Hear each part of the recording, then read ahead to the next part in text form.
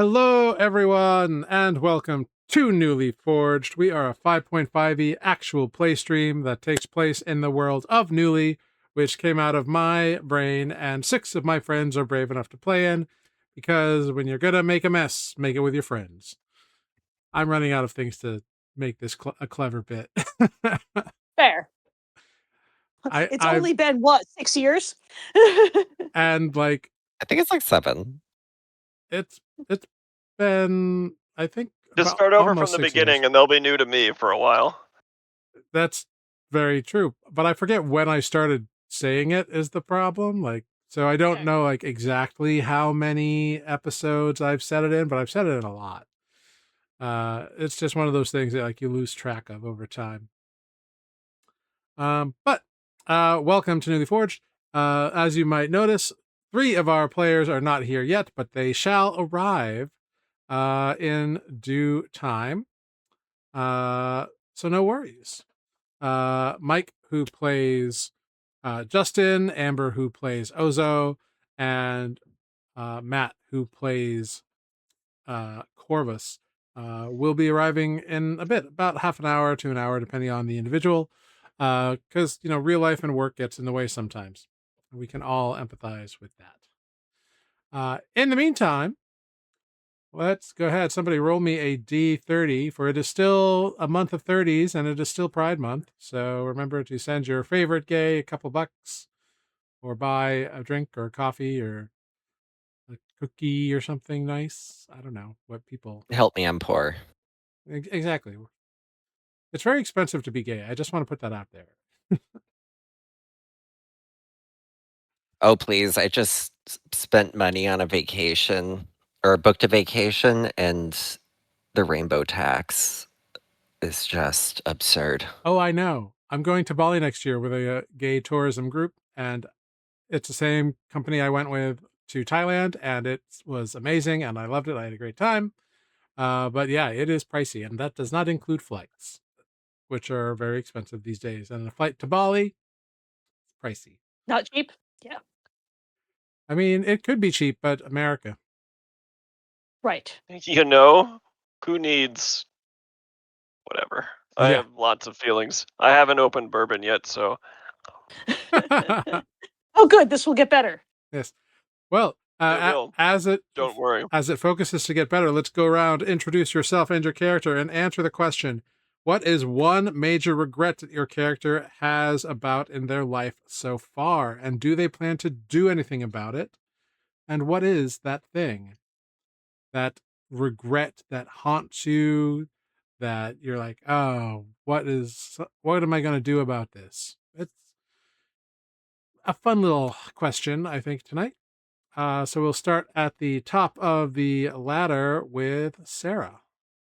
Hey, that is me. My name is Sarah, and I play Andra Grandspark, the halfling Whizlock.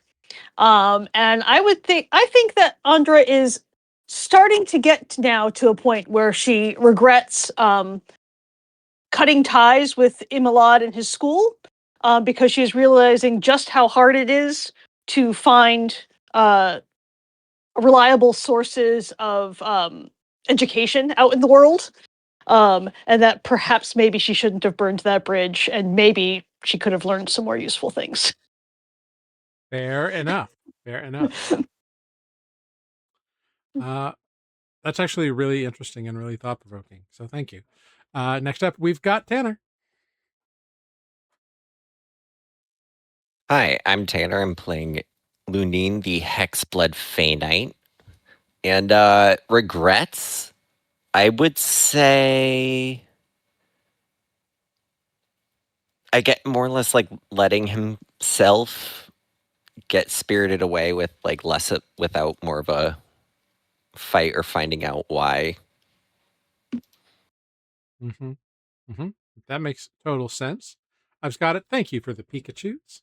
And down in the corner here, we've got Jeff. Hello, I am Jeff, playing Selenar, an elf druid. Selenar's biggest regret is actually similar to Andra's in not going to school. He had a sort of a wandering mentor that brought him material, but he had the opportunity somewhere around 30 or 40 years ago to go to the big city to a school, but his father pressured him into not going and helping with the family business instead.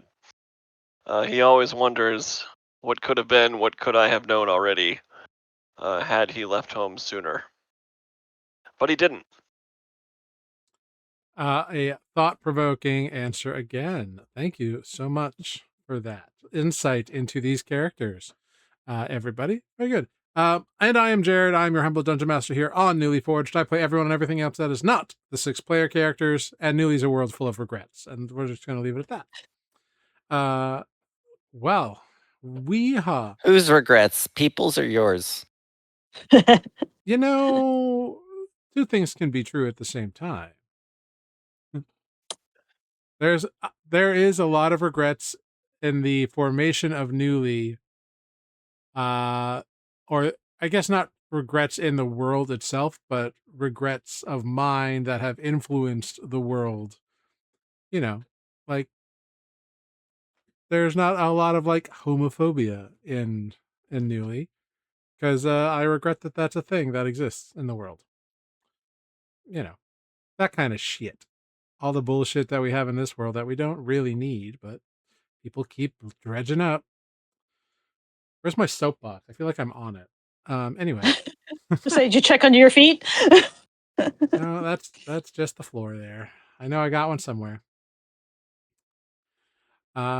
Wonderful. Hey, it's Dream Mephisto checking in. I'm sure Justin does have a good answer. We're gonna have to wait and see what Justin's answer is if he can answer the question when he shows up. Anyway, well, we're all checked in. Let's dive into last time on Newly Forged. Last time on Newly Forged, Lunine engaged the services of a swordsmith, while others bought an assortment of magical items. Corvus purchased goggles that allow him to see in the dark and is having them installed in his signature mask, meaning that for the time being, Corvus is without his mask. Selenar also purchased some armor, as did Corvus. Corvus's armor allows him to jump and to levitate. Selenar's armor grants him a swim speed and makes him more effective in water. Andra purchased some spell scrolls and various components and brought back her familiar, the undead rat idea. Yay, idea. Yes. Lunine was tempted by a bag that you pull out like Beanie Babies and then they become creatures that are loyal to you for a while, but decided to save his money for this commissioned weaponry and the possibility of getting it enchanted or ensorcelled in some way. Corvus then wandered to a memorial yard and tested out his armor, running into a burly orcish woman with whom he got along famously, named Camilla. Sometime later, after returning to the palace of the Raja, where the Dead Ringers are currently staying, Selenar attempted to steal the enchanted bell from Corvus's backpack, but was unable to locate it. The next day, upon being told this, Corvus looked in his pack and saw it right where it was supposed to be. And neither of them really know exactly what happened in that regard. Then the party was brought to the royal clothier, had their measurements taken, style input given into their outfits for the Hoopin' Ball. And it took the better part of the day, but surely it will be worth the investment, for the ball is tomorrow. Now, those of you who are here, you have been fitted, and there are multiple clothiers and seamstresses and sewers and tailors all working on your garments because the pashas or the Raja and his families have already been completed. So the entire flock is working on yours as you are the guests of honor and truly the inspiration for this Hoopin' Ball, the Raja's first Hoopin' Ball that he has ever thrown in his time as Raja. So, it's all kind of dwindled down. It's about middle of the afternoon. Tomorrow is the Hoop and Ball itself, which will begin officially at sundown with a proclamation by the Raja, as you have learned. So the question is, what do you want to do in the meantime? Any goals or inquisitive things that you want to begin or look into or start, or any places, locales, or persons you want to visit or haven't been to but have heard about that are interesting to you? Now's a good time for your characters to make use of their ability to move throughout the city without being arrested, because that's no longer an issue for you. And two, you kind of have this ability to bring guards if you want them, or you have the ability to wander freely as you desire.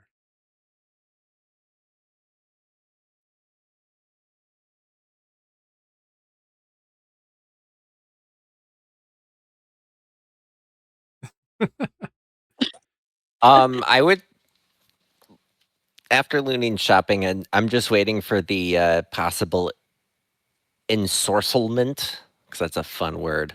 I'll just be back or somewhere training with our hobgoblin friend. Yeah, Lunine, you find Thraden. Thraden is working with kind of like it looks like a masters at arms kind of individual, um, and like a squad of guards, not in a sort of in a tutelage position, but also in just a position uh, of like exchanging of information. Like you can see that like he's kind of occasionally walking around and like correcting an attack from this person, or sharing like how he would parry this blow and whatever. And you're kind of watching all this go down. Go ahead, make a history check.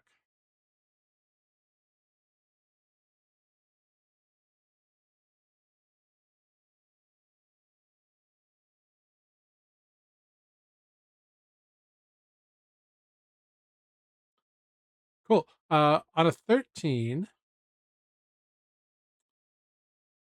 on a 13, uh, this you're not you're not an expert on the Goblin Court back in the Fey realm, but you've heard about them. You've studied some things. They are known as like fierce, ravenous warriors in conflict. They have, because the Goblin Court is made up of a variety of goblinoids. There are some like little like salt goblins who expertise is in causing like mischief and havoc at like a smaller scale. Like they will like run through a camp and like cut everybody's laces, and like that will be like a preliminary strike kind of deal. But then there are more uh, chaotic goblins who just kind of like roll over enemies. But then there are like hobgoblins who are more like trained and more like attuned to the art of war, much like Thraden is. He is a high-ranking individual in that sort of part of the forces of the Goblin Court. There are also bugbears who are like kind of big hulking brutes who can like reach 10 feet away from them with just their arms. So there's a variety of different uh, physical aspects, and kind of you can see that he is teaching some of those moments and like using that information to express how to counter certain things. Um, so all in all, like you can tell that like it's a useful lesson for people on a plane that uh doesn't get a lot of like fey battles necessarily. Like these are desert dwelling people, so like they usually just have to fight other mortals, other humanoids. So getting a bit of a lesson on how to interact and fight against a fey opponent, like and those what those battle tactics are, is useful for them. And this guard group doesn't seem to be like your run-of-the-mill guard. They seem to be made up of like commanders and group commanders who will then disseminate the information down to their people. But as you're kind of watching and kind of like picking up a few things and kind of going through a few motions as well on your own, you think about you're wanting to and get your newly commissioned sword ensorcelled or enchanted or whatever you want.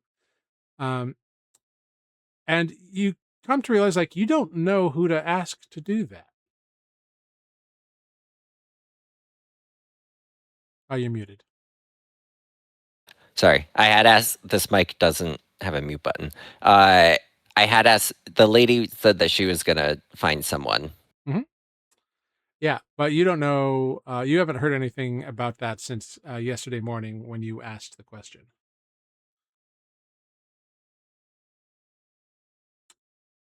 So if you want to investigate that, you could at this moment. Oh, okay, I can do that. That's fine. You don't have to, but if it's something Lunine would be intrigued by, you can. Well, yeah, I was gonna say if they also needed it, like I was gonna help with the training. With that history check, it does look like Braden is doing an excellent job of conveying information. He seems to be a gruff, aggressive, and stern taskmaster, but not punishing. Okay. Yeah. Then yeah, I'll go investigate the ensorcelment. Yeah. So you show up to a flock of geese's on the meadows office, and she's like, "Ah, Marquis, welcome. Please do come in. What can I do for you?" Yeah, I was just coming in to see if you had learned anything about updating or making my sword stronger with enchantment. Oh, yes. I do have a few leads. Let me see here. And she pulls out a sheet of parchment. There are a few individuals who say that they are capable of doing these sorts of things. There are 2 enchanters in the city, one of whom can do very quick, basic enchantments, if that's something that you are interested in. Another one specializes in more custom, unique abilities, but does take longer. A third crafts person I thought might intrigue you is one who can essentially imbue an already existing magical item, such as a gem or something akin to that, into an item and sort of use it as a channeling device. So if you have a ruby of magic of some kind, they could install it in the hilt, and it's sort of a shortcut. From what my understanding is, I don't know all the details, but they seem to be very confident in their abilities to do such a thing. That does sound very intriguing, actually. I would be interested in speaking with them. Ah, very well. Would you like me to arrange them to come here, or would you like to go to them? I wouldn't mind going to them. I could see their work. Ah, very well. And she scribbles a name down and an address and hands you the information. Also, I might need a few gems. I don't know how much they'll cost, possibly. I don't know if that's something we can discuss while there. Well, if you need just standard gemstones, there are many merchants who will simply sell them to you. Okay. I mean, I don't believe they'll be hard to find down in the markets. Oh no, there are numerous gem merchants around. We do sit on the Bay of Pearls, after all. Right. Okay. Well, I am ready to go check that out when that's all set up then. Yeah. She hands you this sheet of parchment that has an address on it, um, and a name, and the name is Hutch Baynard.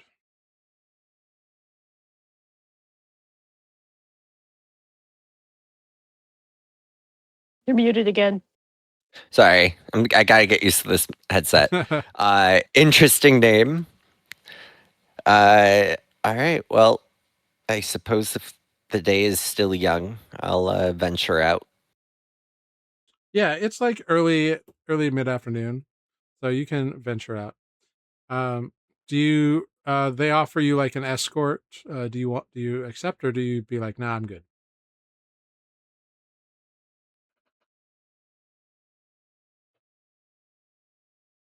Oh, you muted you again.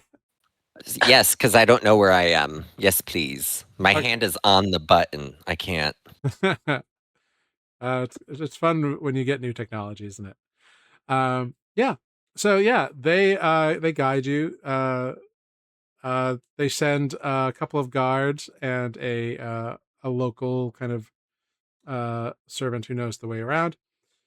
Um, this aid brings you. It's actually probably only like a 20-minute walk, and it's kind of just past the time when like it's too hot to really like do anything in the middle of the day. So like people are starting to come out, and you can feel that buzz that everybody's very excited that tomorrow evening will be the hoop and ball.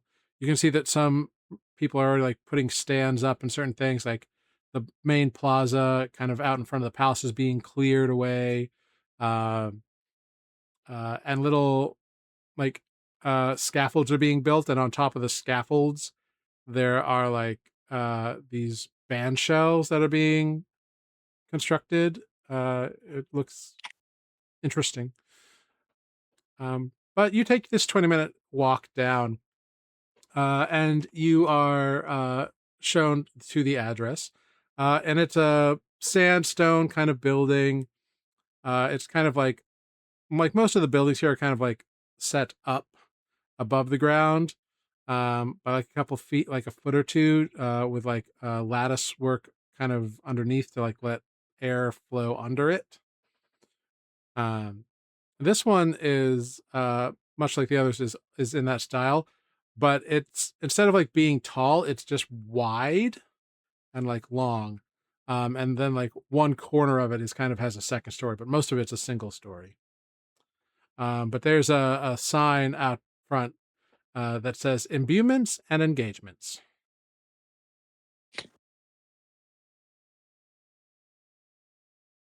A dating service. Interesting. Is there a door? I Yeah, knock. yeah, yeah, yeah. Yeah, the door, you knock and you hear a kind of a vague, come in, it's open. I muted you again. I go in. Yeah. Yeah. This is going to be the story of the evening, isn't it? Yeah. I'm gonna go hit my head into the wall right now. Womp womp. I go in. Hello. Yeah. You enter into a large it looks like a mad tinkerer's shop kind of thing.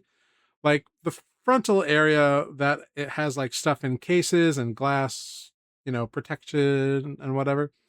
And then kind of beyond that you see the workspace, and you see like all these individuals kind of like tinkering and working on things. Um and they all have like these aprons on, and all the aprons are like this kind of like purple leather. And some of them have like big gloves like up to their arms even in the heat, and they're just kind of like working over things, and it is like you're hit with like a metallic smell, like that smell of metal that you can almost like taste. It kind of just like washes over your body. um you also have there's a weird, it's like a static electricity in the air that's kind of like running across your arms. um and it's just sort of this weird thing. uh and then on the other side of the counter, there is a human woman, kind of a mid skin toned, um, long hair that she's got in two thick braids, kind of one over either shoulder. She's wearing a purple apron, but it's over a like very nice kind of robe sort of scenario that seems to be breathable, functional, and like pretty well off. And she notices you as you enter. She says, "Ah, welcome to Imbuements and Engagements. My name is Sarah. What can I do for you?" Hi, I spoke with um fuck, I forget. I gotta write down her name. Flock of geese on the Uh, meadow. flock of geese on the flock of geese on the meadow about enchanting a sword, and she sent me here. Oh, you must be the one Mr. Baynard was asked to provide some information for, I suppose. I don't know all the details, but let me fetch Master Baynard. And you see she pulls up a like brass cone and kind of speaks into it, and you hear an echoing voice out of the other side. Master Baynard! Master Baynard! Question for you at the front desk, please. And she kind of puts the cone down. He'll be right here, I'm sure. He might just be in the middle of something. Of course. Yeah, you're. I Huh? Can I look around a little bit? Yeah, looking around. You see that there's a lot of first off, there's a lot of like jewelry kind of stuff here. Like very well made, like bits of like shiny metals, precious metals, some gem work, um, like tiaras, rings, da da da da. There's also intricate daggers that have uh like gems and semi-precious stones in there. There's a rapier that has like pearls like all along in this intricate basket hilt. There is an axe where it's like a double-headed axe, and in the center where the two blades meet at the haft, there's a massive fuck off ruby that seems to like glow with a fire or an internal fire of some kind. There is all kinds of just little like tinker toys that have little like wind up keys that you can see in cases. So it's like kind of a cacophony of stuff, but like it all looks interesting and well made. Uh, and soon enough, within How like how big is a fuck off ruby? Is that like the size of my fist? it's a good like a 3-inch ruby, yeah. Okay. So not that big, but okay. I was just Well, curious what the size of a fuck off is. well for a ruby, 3-inch ruby is pretty fucking big. Yeah, listen, that's a measurement. I just need to know what the base for that is. Sure, yeah, yeah. Uh, so after about like 5 or so minutes, um, this gentleman arrives. Human man, steel gray beard, very tight braided hair that like kind of flows down like down his back, easily like twice as uh wide as he is tall, and he is very tall. He's like probably like 6 feet tall, and he's like, a very large man. Um, but he comes up, he's wearing kind of drapey robes and that kind of ubiquitous purple uh, apron, leather apron. But it's got a big bee kind of stylized in gold over it, like thick gold print. And it's just bee. And he's like, hello. Welcome to Imbuements and Engagements. I am Hutch Baynard. What can I do for you? Hi, I was sent here by Flock of Geese on the Meadow regarding an enchantment. Yes, I informed them that if uh, I was talking to Flock, and I told her that she had made some inquiries about someone, presumably yourself, uh, desiring to enchant a weapon that was being forged at the moment. And quite frankly, in-depth enchantment can take months. But if you, I informed them that I specialize in imbuements. Imbuements allow me to take an already magical item and fuse it into another to sort of create a new effect. It may alter the original properties in some ways, but generally it is a funneling system. And I have my 3 facsimiles who assist me. It is an ancient craft that I have learned from those handed down and has survived the breaking. To my knowledge, I'm the only one who can do it. Have I heard of anything like this before? Make a history check or an arcana check, either one. Yeah, no. No, this is on a 6. This is a new bit of information for you. Yeah, I've never heard of something like this. It sounded pretty interesting. Thus, I wanted to come down here and inquire as to how it would work, as my sword is still being forged. Well, to be quite honest, the closer to the forging, the easier the process is. Here, why don't you come back behind the desk and I will give you a little tour, huh? Sounds good.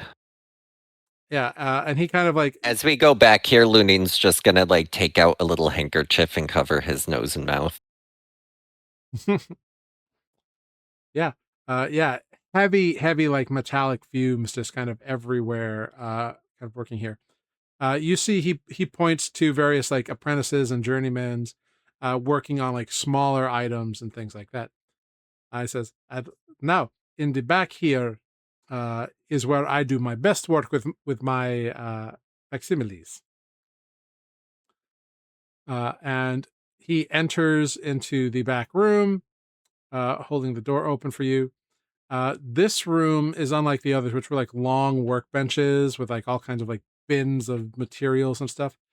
This is a much more elegant, clean space. There's a massive work table in the middle on which you can see like a headband of some kind, or like a crown, for lack of a better term. It's not like an ornate thing. It's really just like a metallic circlet, I guess. And you see a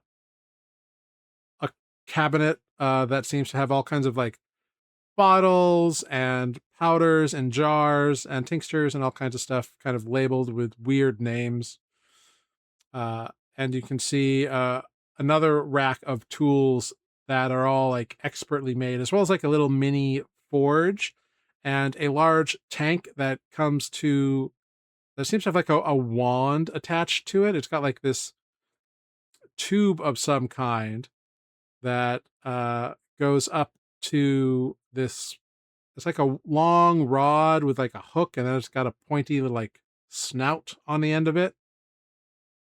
And there looks to be a few like wheels attached to either side. The most interesting thing, though, is the 3 other individuals in this room. It seems they look exactly like Hutch, except they are about half the size. So they are about 5 feet tall and much slimmer.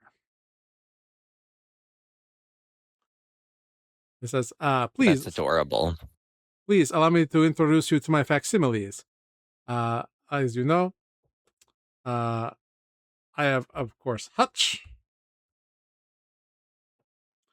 I am Dean. Yes, the Marquis, right. Well, allow me to introduce my facsimiles. This is Cab, this is Net, and this is Drawer.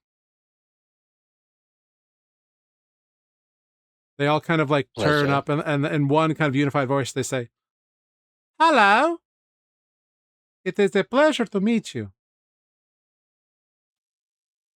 That part was a bit unsettling. Is that frequent?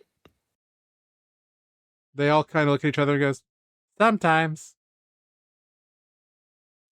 They are all Right. sometimes they just think the same thing at the same time. You can't really blame them. They are all me after all.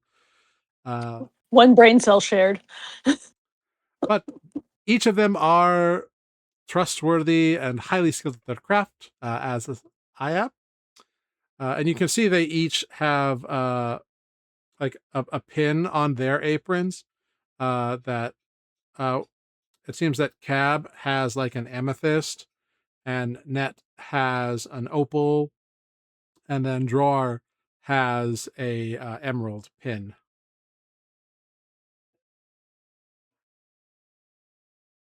Do the different pins signify different specialties? No, they are just the first things that they made, and so they are sort of marks of individuality. Oh, that's adorable. I like that. Yes, they are all me, but they are all themselves at the same time. It is very advanced magic and cost quite a pretty penny. I can imagine. I am somewhat familiar with somewhat similar magics. Hmm. Well, as you can see, currently we are working on the circlet. A very elegant young man decided to make this for his betrothed. The circlet has been handed down through his family for a couple of generations, and he just wanted to make it a little more special. So we are imbuing a diamond of the families that also uh, sort of, it's a very minor enchantment. Uh, it pretty much allows the user to summon an air elemental, a small one, really, but and we are putting it in this to sort of allow them. Uh, well, we don't really know what it will do until we have succeeded in it. Sometimes the enchantments uh, adjust slightly, but I imagine there will be some form of wind or air connectivity once we are done. So this is never a certain thing. You just have a general idea of what's going to happen. Correct. You see, well, are you a student of history by any chance? Not of your plane. Oh, you are not from Hessian?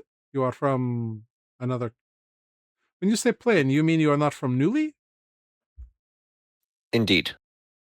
Oh, well, allow me to tell you this story then, this history. Uh, about 1,000 some odd years ago, the world was very different on Nuuli. Different continents, different geopolitical makeups, different societies. Then, somehow, an event known as the breaking occurred. The moon was split, the earth shattered, mountains became valleys, and valleys became deserts, and oceans rose and fell. Entire continents were changed forever. Hessian actually used to be on the bottom of the sea, and now took the place of, or well, not the place of, but rose up, while another continent that was home to the Feline sank beneath the waves. So the many Feline have found their way here to sort of resettle and repopulate. Uh, anyway, so when that happened, these um, we also have our creation history here that involves the Progenum Arcanus, which is this magical crystal that was created by the god of magic, who then sort of used it to funnel divine magic to create arcane magics. And then that was sundered in the primary division. And then the breaking, for whatever reason, shards of these, shards of fragments of these shards, as they have come to be called, started being found during the 1,000 years of the breaking, with arcane storms. An arcane storm would come, and someone would find a fragment in the wreckage. That is where the first imbuements were discovered. By imbuing these powerful magical fragments into items, great power was bestowed upon the items, unlocked, changed. So purportedly, they can grow with the skill and use of an individual. There is stories that an intrepid adventuring group, Greg and the Misfits, from some 30 odd years ago, have like 3 or 4 of them, and that is how they have become so powerful and influential in the continent of Johanna. So Interesting. yes, so this art form has passed down through lineages, and I am one of the few who retains this knowledge and information. I learned it from my father, who learned it from his mother and her grandmother, and so on and so forth. So it has come to me, and I use this knowledge to imbue items. The more powerful an original item is, the more you can channel the desired effect, and the more recent to creation the item, the easier it is to allow it to adjust to having these magics. Sometimes older items rebel against the connection. It's a very tricky process. And so a weak item with a weak magical gem, for example, with a very old family sword, will be more difficult than a weaker magical item with a new sword. Because what most people don't understand is even inanimate objects have a memory and a history, and they like to be what they are. Fascinating. I mean, I've heard of sentient objects before, but I didn't think Well, those are different, everything. but yes, Right. but similar. Just not so much that the items I create have a mind of their own in a sentient sense, but they have a sort of a purpose, perhaps, is the best way to describe it. They know what they are and they want to be, and they just do that.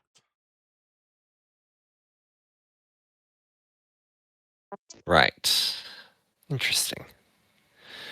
Well, um, what can we do for weapons and such? Weapons, especially newly created ones, newly forged ones, are very easy to imbue. Do you have a magical item that you would, such as a gem or a crystal or something, that you would like to imbue within your weapon? I muted you again. I was curious how this all worked before I wanted to invest too much. Oh, yes. Well, basically, we take whatever magical item you wish to have put into your sword. We distill it down to its basics, to its essence, and we, with uh, secret techniques, we imbue the item into the weapon, such as a gem in a hilt or in a handle or something, uh, or melted down and lining an edge. It all depends on what we have to work with, and we sort of go from there and funnel our way to it, and we end up with something new and unique.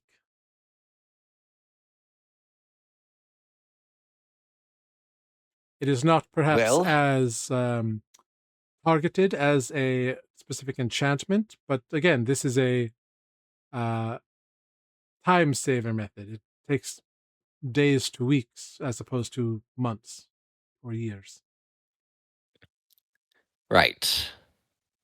Well, I will go looking for. Do you have a place that you know of that has good product? Well, if you want magical items, I have a good relationship with um, Ether's Elements. It's run by an individual named Sinjay.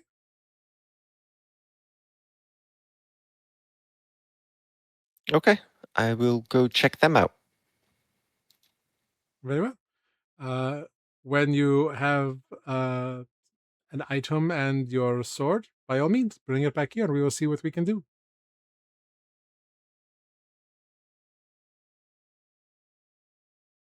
Muted you again. I shall be back. I thank you so much for the information. Of course. And he walks you back through the workshop and you leave.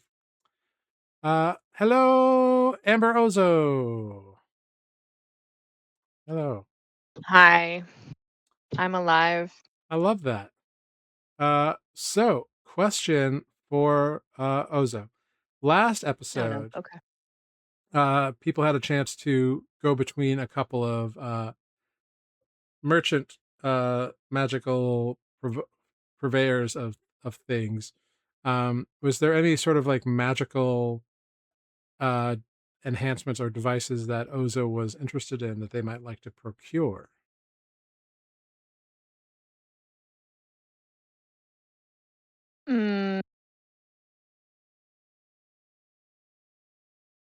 Mm, we need more potions, but that's boring. Um, get down, Steve. Please don't type on the computer. Um, Come here, what Steve. he'll come hang out with you, Tanner. Um, I almost want some fancy gloves, but I don't think that really helps anything. Like what kind of I don't fancy know. gloves? I don't know if there were gloves that could help me with punching, but there probably aren't. Monks don't really magic item. Well, that's not necessarily true. You could have gloves enchanted with like an element. I guess like some something useful. What have we just been doing lately? Oh, I don't even remember anymore. Well, um, Yeah, sorry. I didn't think about this. yeah. Well, like potions are easy to provide. Sinjay, the Pyronex, is one of the two individuals who like showed up, and he's got a bunch of like common and uncommon potions that he can provide. Okay. So if like that's something you want to look at, that's doable. Okay. I feel like something something about dark vision. I'm tired of not seeing. That could be a magical item that's useful. Yeah, he did have two sets of essentially goggles of night vision. Corvus bought one that was more like bird shaped. Great. But if you Oza will were buy the other. okay, that's gonna be 475 gold. Hmm.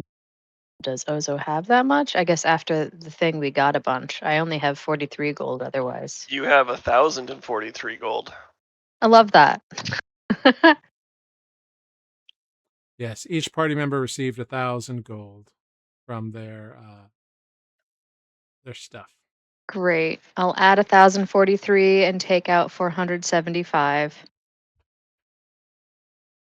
Great. And then I'm going to buy another like 5 or 6 potions. Yeah. Make an investigation check for me too. Did it go through? Oh, I'm not actually logged in all the way, am I? Ba-ba. Ba-ba-da.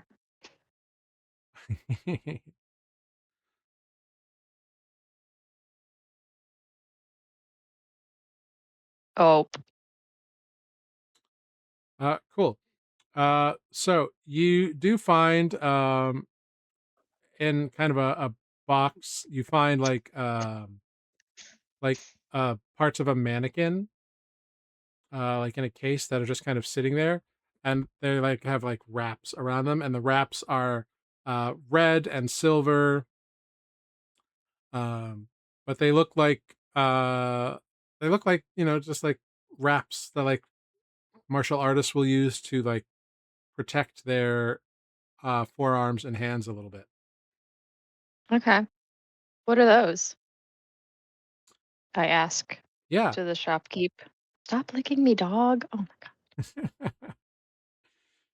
He hasn't seen me for 9 days. That's all good. Just sounded like you were asking the shopkeep to stop licking you. Right, DAWG. Yes, they are, you get told that they are wraps of power. Okay. Yeah, and essentially they make one's punches uh, or unarmed attacks more viable. Punchier. Yeah, More punchy. I mean, I like more punchy. How much are they?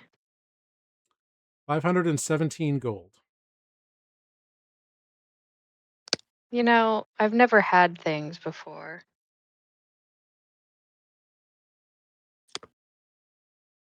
Why not? Bozo doesn't know what to do with money.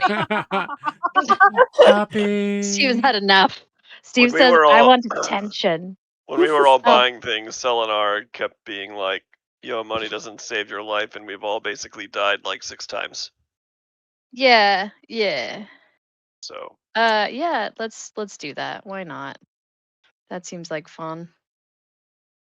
570. Wait, do I have it? I don't have enough now. I only have 568 gold now after the dark vision. That's enough. It was 517. Oh, 17. Mhm. Okay, well, now I'm broke. I guess I won't be buying any potions. None of us have been to a potion shop really or bought potions. Do we have party funds? Where's Justin with our party funds? He's He's working late. so you can add Okay. goggles of night vision because you bought those. You can add those to your character sheet. And you can also add wraps of unarmed power, the +1 version. +1 wraps. Okay. And if You you, might have to add them okay, great. I will do that now. because I don't have things. All good. I can try. Hang on, maybe it'll work. Oh yeah, now it's working. Okay, great. I just was typing it in the wrong place. Goggles of night. Got it. Mm-hmm. And wraps. Stop it. Why'd you close?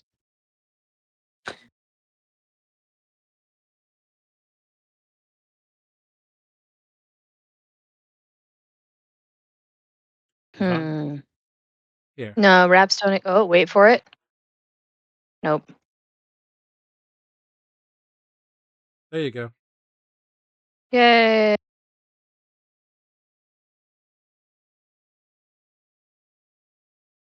If you reload, you should have it in your equipment. Click.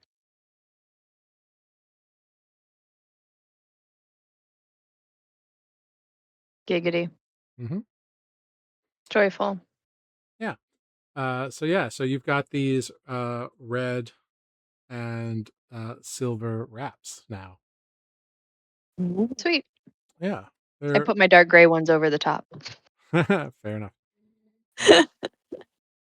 Also, Ozo, you are visited by the clothier, Parents.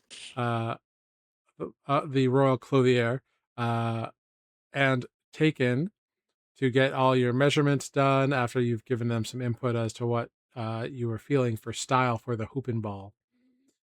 Sure. Basically, you have like a day and a half of stuff if Ozo wants to accomplish anything. Because you weren't here last session, so like now's the time to be like, oh yeah, this was a thing I wanted to do. Yeah, I'm pretty sure that the only thing Ozo would want to do is wander around the city if they're allowed. I forget, are we still trapped? I No, mean, you're not. not prisoners, but prisoners. No, you've never been prisoners. They ask if you want an escort. Got it. No, Ozo's gonna run around on their own, lonely.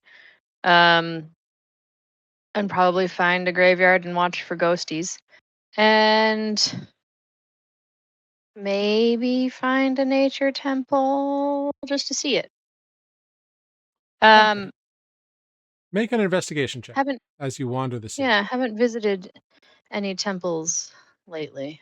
14. Cool. On a 14, you do find a uh, you find the area of temples here in the city. It's not sparsely, or it is sparsely attended. Like, there's not a lot of like people like there's not a lot of like devout people like going. There's some, but there's not. It's not like a busy like merchant district. And kind of like Mhm. on your way in, you see some people uh proselytizing about like how the gods have failed Newly many times. Um, and you've heard this kind of stuff before. You've seen them where you grew up. Like it's like in the past like 5 years or so, they've kind of popped up. This like anti-gods movement that just kind of stout and give examples of how the gods have abandoned and failed Newly and how you shouldn't worship them. Um, Mhm. they're like they never like hurt anybody, but they're kind of, you know, depending on who you are, they either have good points or they're annoying, depending on your point of view. Yeah. But you enter in um, on a 14. Uh, you do find a couple of shrines here. Uh, you don't find like a temple to the Mistress of Glens because there's not like a lot of forest down here. Mhm. Um, you don't find one specifically to the Oaken Father either. Um, but you do find one to the Dreamweaver, who is kind of a moon's goddess, but also like has a little bit of nature in her portfolio. She kind of uh, less like, plants and animals, and more just like the idea of like the rhythms of nature is kind of like what her deal is. Um, Mhm. so like she's here. Um, it's probably like the lesser kind of bit of her portfolio, but she's got one there. Mhm. Um, yeah, that might be the only one that's like a full on temple that you discover. Um, Okay. on a 14, you do find uh, a temple with a inscription outside that is old and dusty, that hasn't like seen a lot of repair. It seems like it hasn't had a lot of visitors. That's just called the House of the Howling Sand, which Interesting. you don't I know what want to that go is. in. I don't know what it is, but I want to go in if it looks empty. Yeah, it is. It's one of those kind of temples that it's like a Thai pagoda. Like it's got kind of a crenellated top, and like there's outside there's stuff.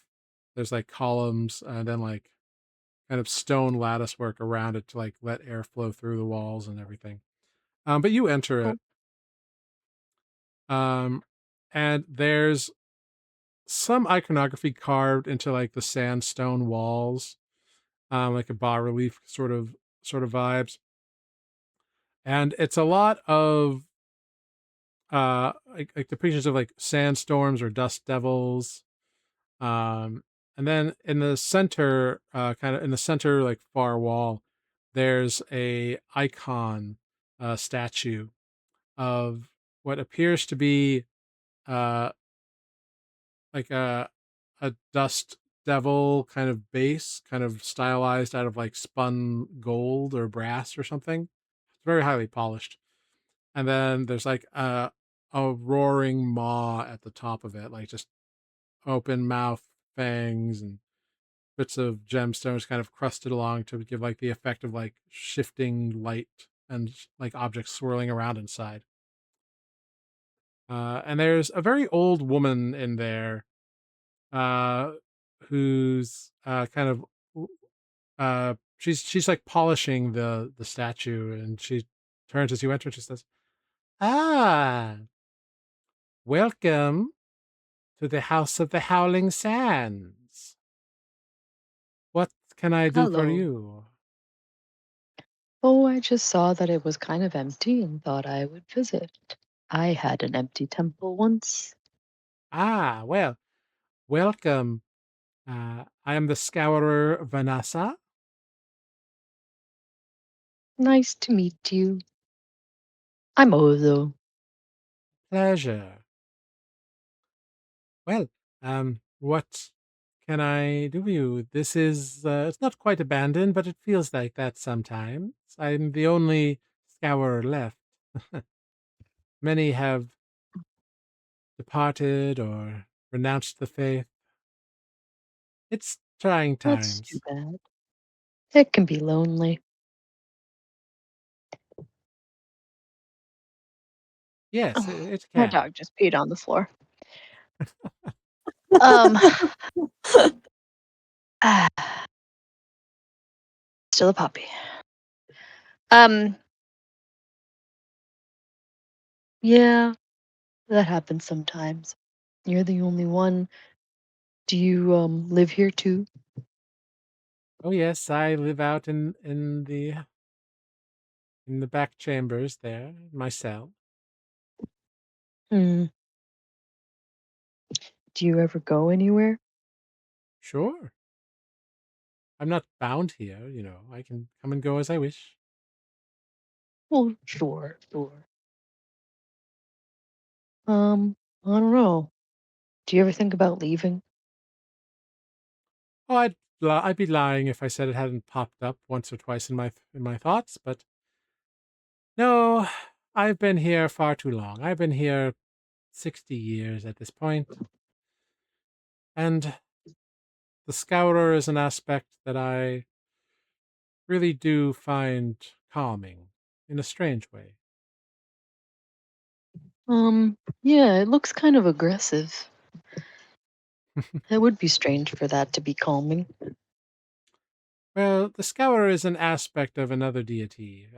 You have perhaps heard of the Oaken Father? Oh, yeah, that's the place I took care of. Ah, yes. The Oaken Father is focused on trees and forests and sort of that sort of thing, uh, balancing of nature. And it is through this balance of nature and that of life and death that the Scourer aspect emerges. While we lack the full attention of the Oaken Father, through the aspect of the Scourer, we can make sense of our world here on Heshin. You see, the Scourer is an aspect that cleanses, it cleans out what is weak or unworthy. It is not cruel. It affects all of us, just as a sandstorm will swipe across the city. Those who stay inside are probably unharmed, but those who dare defy the sand, well, can be flayed alive. Yeah, that's kind of dark. Hmm, But perhaps, I but true suppose it does nonetheless. also blow away any brightness. Yes, yes. The problems are carried away, and the undesired is buried by the sands. The scouring is brutal, but necessary. Fair enough. Interesting. I, was just curious if I'd find anything Oakenfather here. Hmm. So I guess I did. In a way, there was a time when this Oh. shrine was very popular and very well attended, but the last 15 or so years, it has dwindled some. Mm. Ever since those doomsday orators, or whatever they call themselves, have been talking about how horrible the gods are. They have attempted to make our beautiful world more of a problem than it really is. Hmm. Interesting. We've seen them around a lot, but I haven't, really dealt with them. At least not in most places have I had to deal with them. Well, the nice thing is they do keep to themselves outside their proselytizing. They don't chase anyone down, but from what I've heard, they are, well, their arguments are understandably persuasive for those who lack true conviction. Yeah. So, in that regard, they're a pain in the ass. Fair enough. Oh, hey, um, relating to the cleansing stuff, Mm-hmm. do you know how to get rid of a curse? Well, it depends on the curse, doesn't it? Oh, I guess. I don't know a lot about curses, but me and a friend just got cursed. What sort of curse? Is it like you trip over every door frame, or what? That's a weird curse. No, uh, I turn into a werewolf, Oh, and my friend turns into a were-rat. oh, lycanthropy. Oh, well, let's find out if she knows anything. Gonna make a roll. I mean, I do know some things about the lycanthropic curse. Have you experienced full moons yet? No, I don't think that much time has passed, right?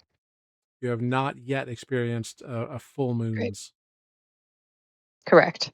Great. No, Well, that's fortunate. It is easier to remove the curse if you have not changed.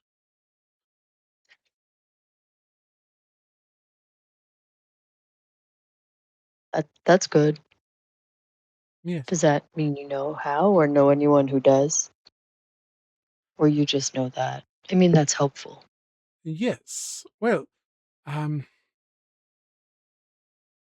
I do know some things about it. I've never performed it, but I believe I could. I believe I could attempt it, a removal, but it would require some expenditure of ingredients and iconography. Um, you say you have not experienced the moon's turning yet, um, but how do you know you were infected?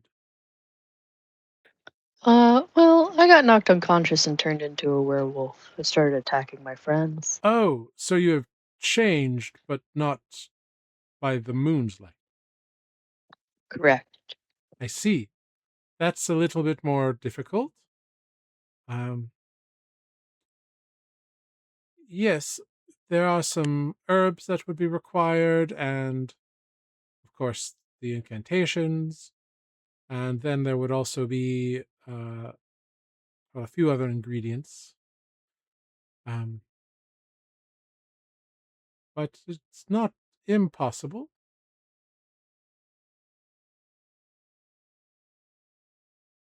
Um, I mean, how how I mean, I don't know a lot about these things, so like how many ingredients? Well, How let's hard is it? well let me see. It's been some time. Come with me. Come to my office. And she Oh, leads you okay. to an office and pulls a very dusty book off of a shelf, opens it up, and says, "Okay, lycanthropy. Yes, ritual. It's a 2-hour ritual. It requires wolfsbane. I suppose that's appropriate. Silver. It requires uh, the blood of the animal, uh, of the were equivalent, and it requires. Oh, this is interesting. It requires a true friend. Fascinating. Well, like to sacrifice? No, they sort of serve as an anchor. Oh, okay. I have a friend who does magic stuff that sometimes gets yucky, so Oh, all right.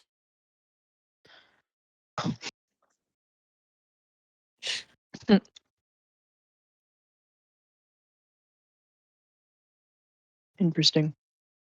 Um, well, it's good to know. It would be weird, kind of hard maybe to get blood of a wolf, but maybe a rat would be easy. We could get our friend taken care of. Um, I suppose. Sure. Yes. Interesting. Um, Um, what kind of donation?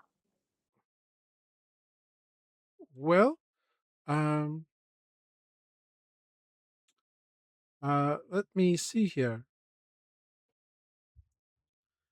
I of course would have to pray for and study the spell. Um, let's see. I think I would have to.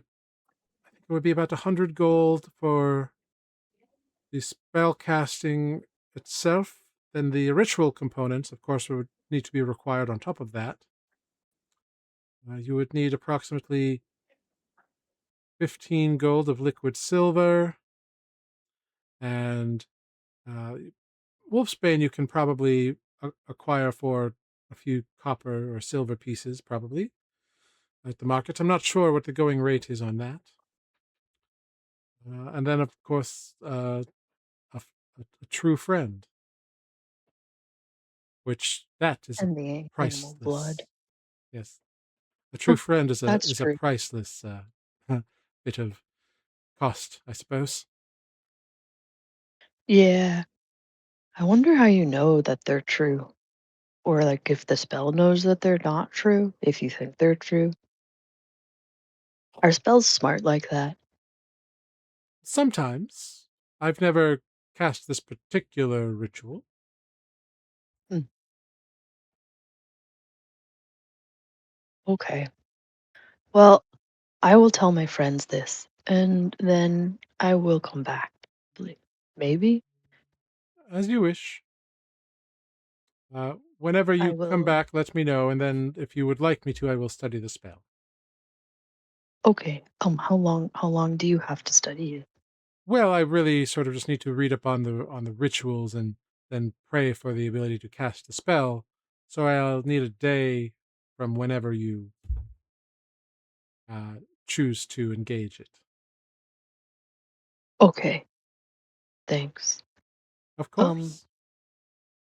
do you want any help cleaning before I go? Or I have 1 gold. Well, I have a little more than 1 gold now. Do Oh, you take that's of donations? course. If you would like to donate to the Scourer's whims,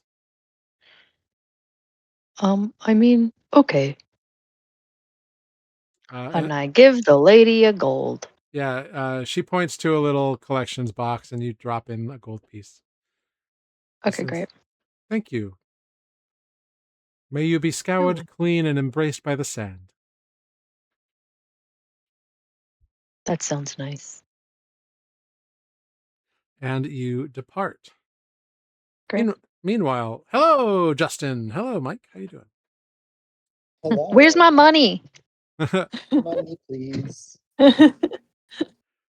So, last session, everybody got to do a little bit of shopping. So, is there any sort of magical item that Justin would be interested in acquiring? Yeah. I watched the episode. Okay. I'm caught up with everyone's antics last week. But I had messaged you about what I would have wanted to do with the money. Not Right. sure you remember. Right. So with that in mind, Justin is, some would say, too dumb to go shopping for things that would make him tougher in battle, but perhaps good-hearted with his intentions. So no shopping um, for Justin. Okay. Um, so everybody else goes into this the shopping episode, and you kind of slip out. The guards ask if you would like an escort. I say no need. They kind of nod and they let you go. So while everyone else is perusing magical wares, where does Justin go?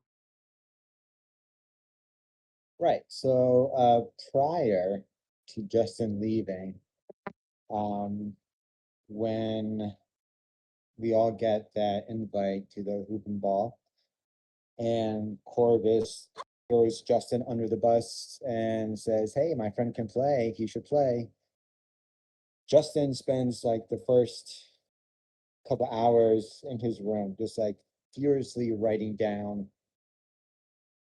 lyrics and musical notations, and it looks like it's going well for him until the scene cuts and you see Justin with his head in his hands, and as the camera pulls out, there's just a litter of crumpled up paper and ripped paper, and nothing has been working for him.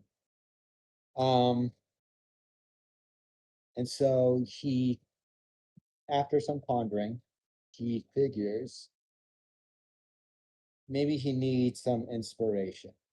He needs to go back to his roots. Um,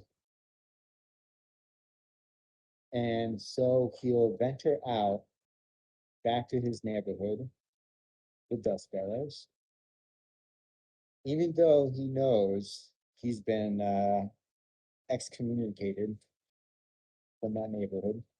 Mm-hmm. Um, he will do this. He will stop by a flower shop and purchase 2 flowers. Okay. Just let me know how much it costs so I can 2 flowers is 5 copper. put them.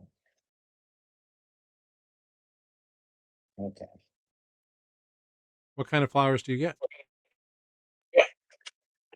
Um, is there any unique flowers native Yeah. to this area that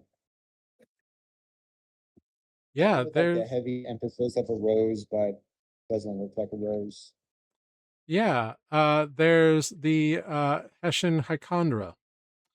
The hychondra is sort of a iris sort of flower. It's got like big long leaves, uh, but the stem is like this beautiful amber, rusty, kind of orangey, and then the leaves are come in a variety of colors. Sometimes they are this like pale blue, sometimes they are pink, sometimes they are red or white, and each kind of color has developed an individual meaning.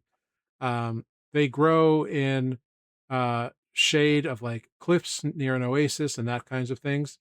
Um, so they are cultivated here in Matinat. Uh, so I'll need the color that coordinates with the feeling of grief or loss, whatever color that is. Yeah, so that would be the white hydrangea. I'll take white. So I'll take 2 white flowers. Okay. Then having purchased those flowers, Justin will make his way to the dust barrels, making a temporary pause at the border between that neighborhood and the safe neighborhood that he's in before he takes a deep breath and steps over. Okay. And because he has an overactive imagination, maybe a little sense of paranoia, does he get attacked? Is there like a flying bolt that comes out of nowhere? Roll a d20. This is going to be a luck check. And I Okay. think you want a high number here. The higher the number, the better it will be for you.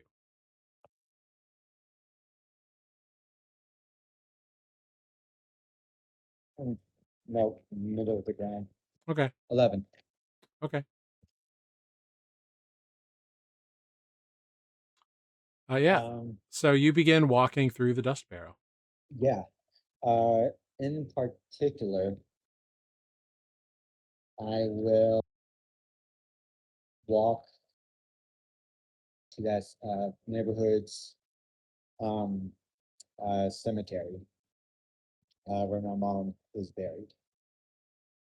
Yeah. And again, remembering that the burial markers here are just markers. The bodies are usually cremated. Um, Yes. but yes, you find the marker for your mother. Um, and I'll take one of the flowers and place it at her altar. Um, and then I'm just gonna sit there for some time, um, thinking of memories I've had with her, words of wisdom she's given to me, um, and just my previous life, when I was living here. Mm-hmm. Uh, I would probably spend like, I don't know, what time of day is it, by the way? The shopping is occurring like midday, so like you've been out in like you've ventured out in the hottest part of the day, so there hasn't been a lot of people around, but it's starting to cool off. Okay. I'll wait there till uh like before sunset, yeah, as the sky darkens. And that time, has anyone approached me? Nope. Okay. Um, okay, so after time reflecting on this, I get up. Can I make a perception check to see if Yeah. anyone is watching? Yeah. Again, Absolutely.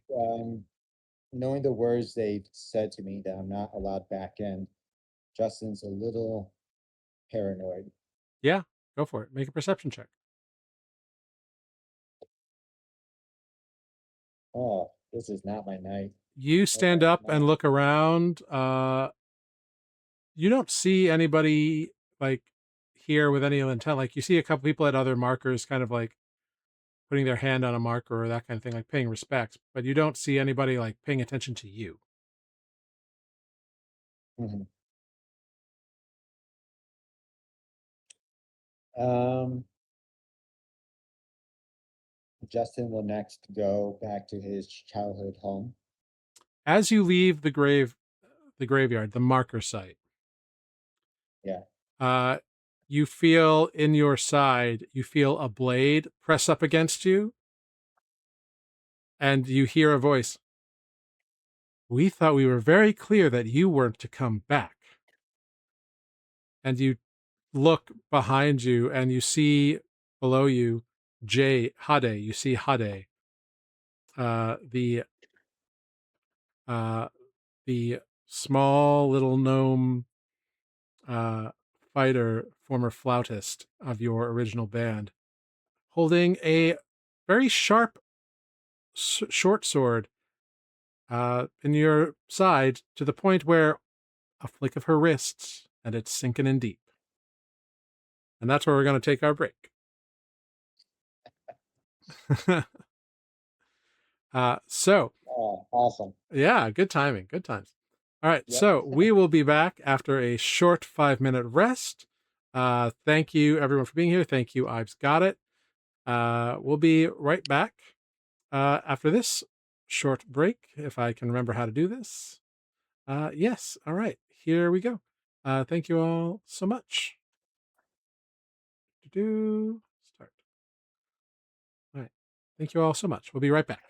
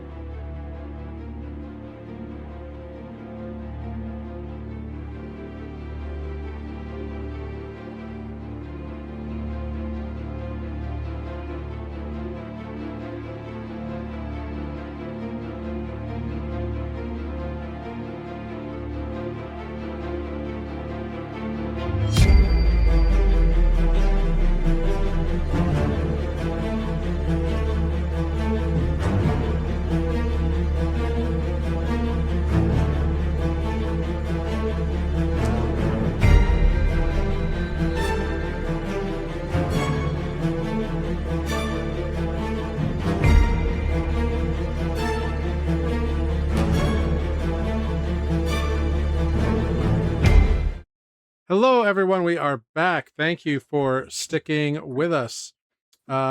Indeed. As we return, Justin Timberdrake has gone back to the Dust Barrow, where he was warned not to return by his former bandmates. And after spending quite a few hours at his mother's grave marker, he has exited only to find a short sword held by a gnome he knows as Hade, kind of jabbed into his side. Not yet stabbed, but definitely in danger. So, Justin, you look down and you see Hade. We told you not to come back. And yet here you are. You make one wrong move, and my blade goes all the way in. And that's not a sex pun, so don't make one. I put my hands up and say, you wouldn't deny a man a chance to visit his mother. That's the only reason you're not already dead.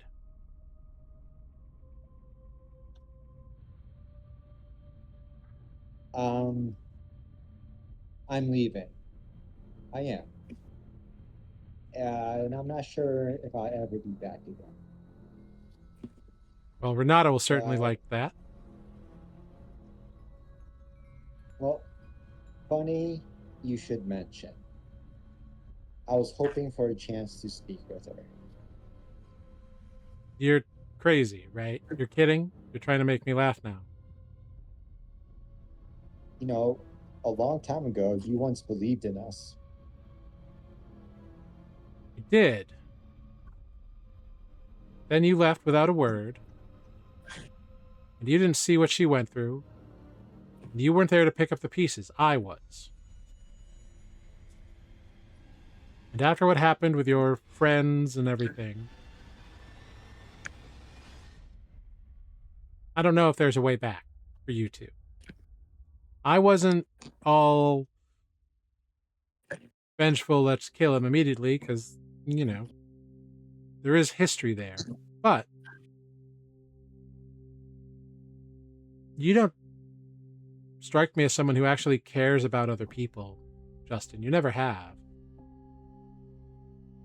I thought you cared about Renata and the rest of us. I thought we were special, but then you just left. I don't think you've cared about anyone since your mom died, to be honest with you. You've always been selfish and self-aggrandizing. So... You're right. You're right, Hade. I don't care about anyone. I know I'm right. Didn't even care about myself. And I have regrets. And I'm hoping I can correct some of them.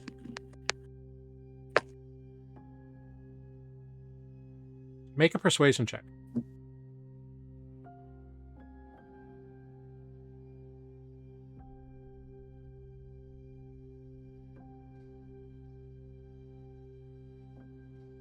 Dirty 20.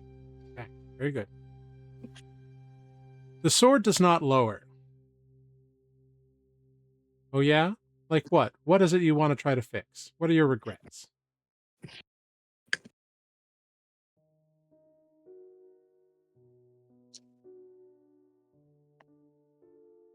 I shouldn't have hurt Renata the way I did. And I shouldn't have taken her name. Or the music.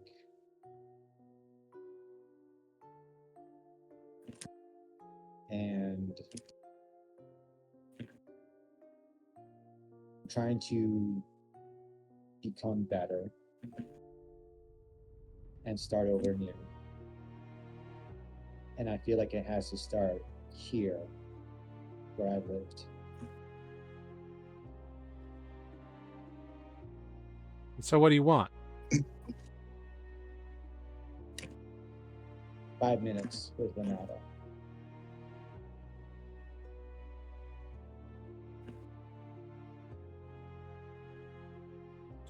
And you're staying in the city? Yeah, yeah. Actually staying up in the palace.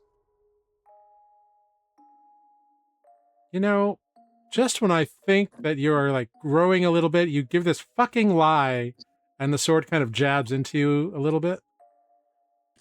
Fucking telling me you're in the palace now. Don't fucking do that. Don't fucking blow smoke up my ass. I am so close to stabbing you. I, squirm a little bit as she pokes me with the blade. Like, no, I'm serious. Look, it's been a couple crazy days, weeks out in the desert. Came back as celebrities, so it's true. I've spoken with the Raja and the Paja. Aha. Sure. Right. A dust sparrow Raja, brat Raja. hanging out with the Raja.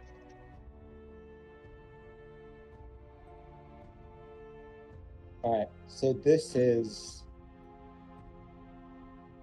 here's what I'll do next, just to kind of convince her. I take out I said my don't share of move. the money.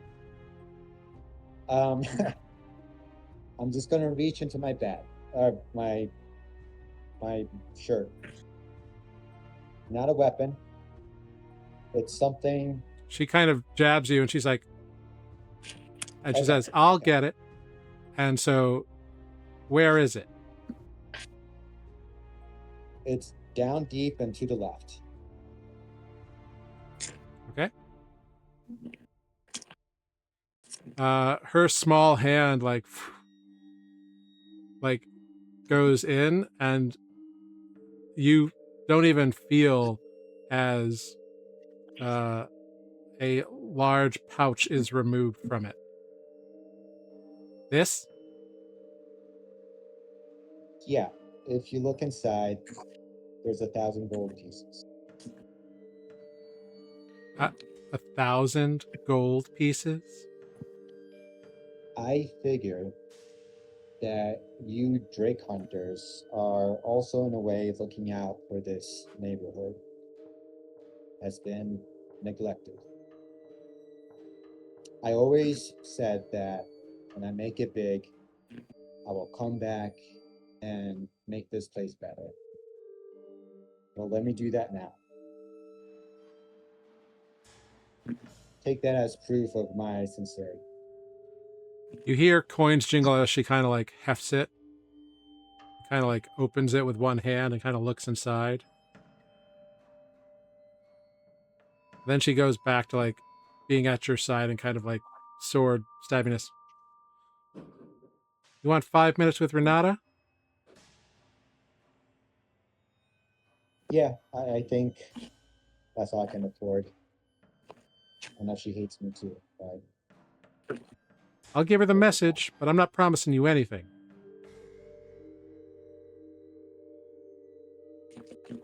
I'll be here. No, you won't. You still gotta leave. She'll find you at the palace if you're at the palace.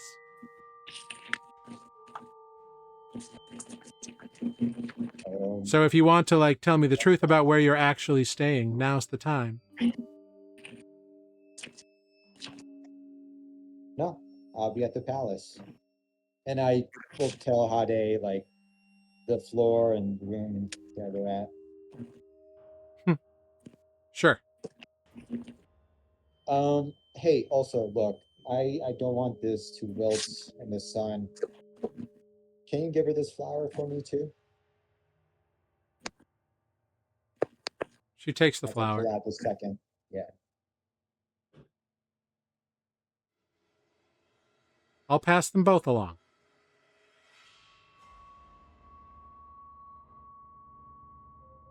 Thanks, Hade. And for what it's worth, Hade, I'm sorry. Yeah, you are. Now I think it's time you get out of here. Um, yeah, I start making my way back to the palace.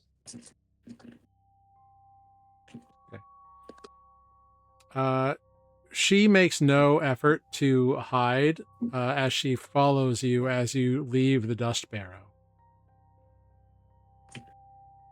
She doesn't walk with you. She stays some 30 feet behind.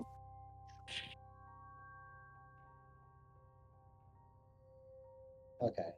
That's a weird distance. Like, if she was closer, I would ask if she wants to walk and talk with me, but It is evident. It is evident from her distance that she does not want to engage further, but she is making sure that you leave. Yeah. Yeah. So I won't. I won't trouble myself with making awkward long distance dialogue with her. Okay. So you depart the dust barrow, having delivered everything that you wanted to deliver there, and perchance getting an audience with a jilted companion.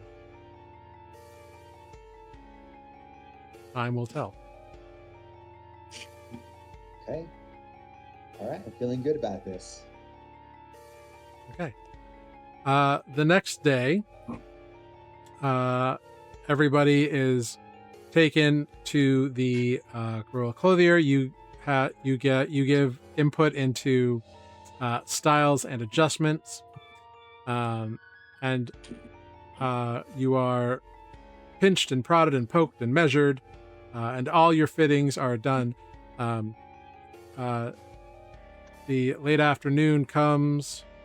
You have all returned from your various adventures back to your kind of suite here with your bed chambers.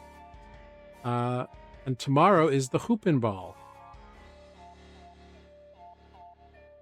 So you have all reunited, and this is the first time the players have kind of all reunited in the past couple of sessions. So what do you all do when you get back together in your rooms? Selenar is in the corner on the coffee table, still copying from one journal to another. He might lift his head and say, "Oh, hello. Everyone's back from their adventures, I see." Did I have time to shop for a gem or no? Oh, yes. Lunine, yes. Yeah. Sorry, I forgot about that. You make your way to Ether's Import. Or Ether's Elements, rather. And Sinjay smiles as he walks in and says, Marquis, it seems you cannot resist my wares. Huh? What can I get you today? Hi, yes, I was curious as to the I'm looking to get a gem forged, or what's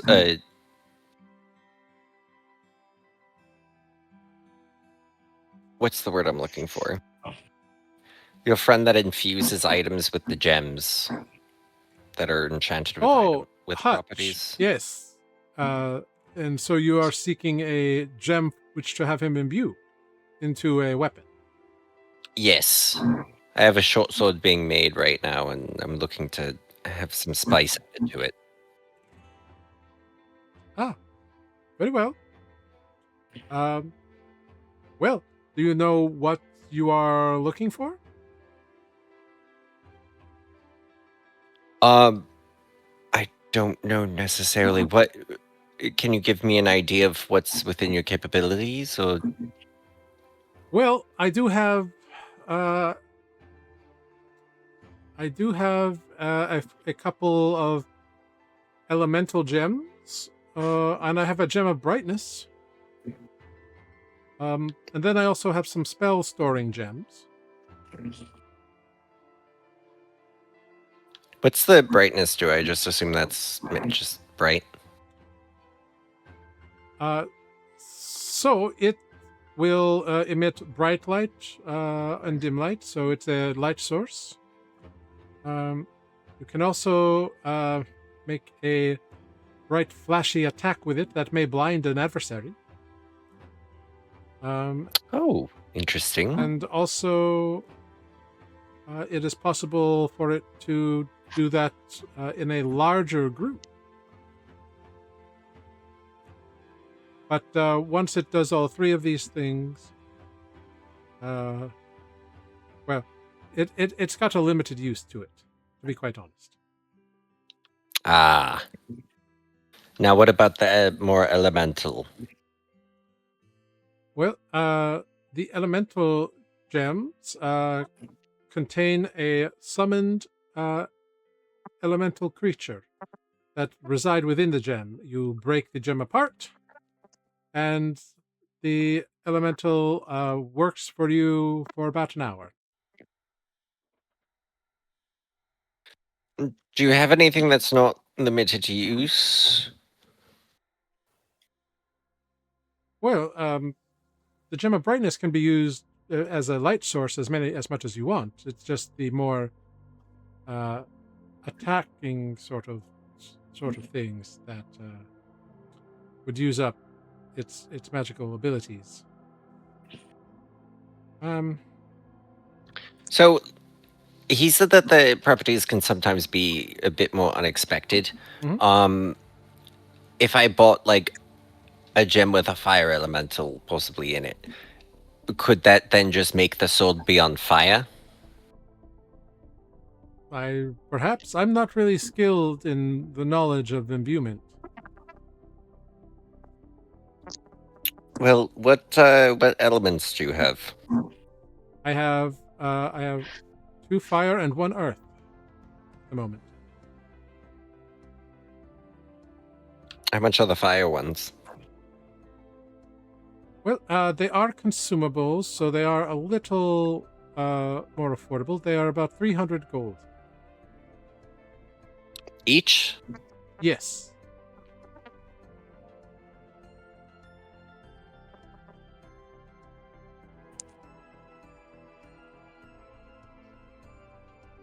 Crap, I forgot to ask Hutch how much this would run me. Hmm.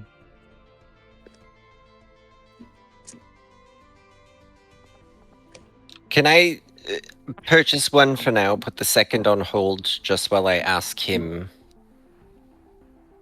Of course.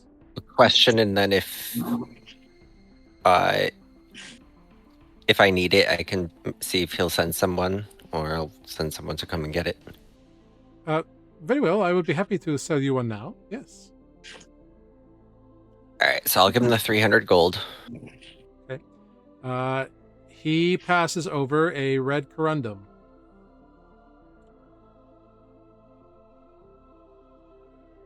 Which is a red gem.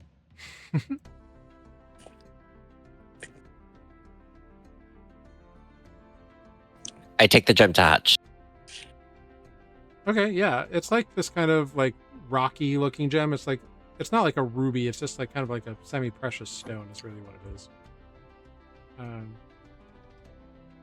But yeah, you make your way back. The guards with you just kind of follow you. And you return. Ah, you have returned. You have made a decision. You have your weapon. Yes. So they said that this stone has the properties of a fire elemental in it. That if I break it, it'll come out. Now, would we be able to like just make the sword come ablaze? Is that a thing? I mean, certainly that effect is a thing.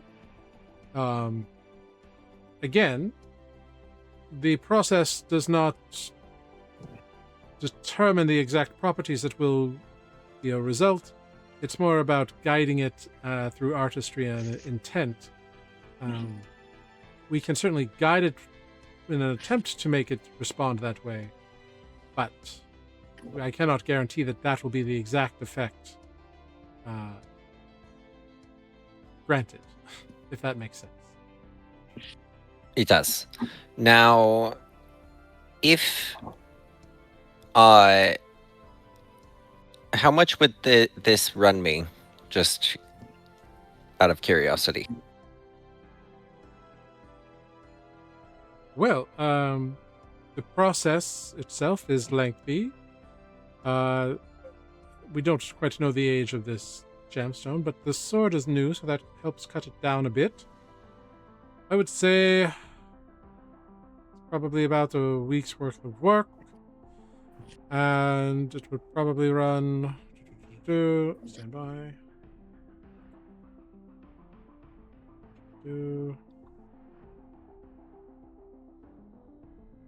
Sorry, I'm just checking something really quick.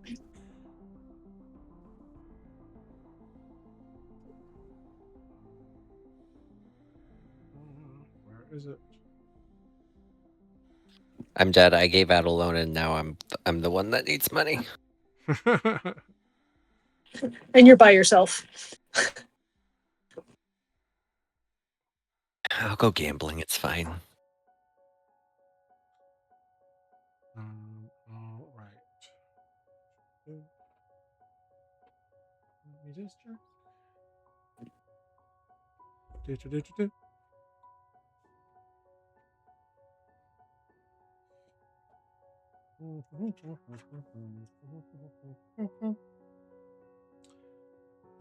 This would probably cost somewhere in the 2,000 to 3,000 gold imbuement.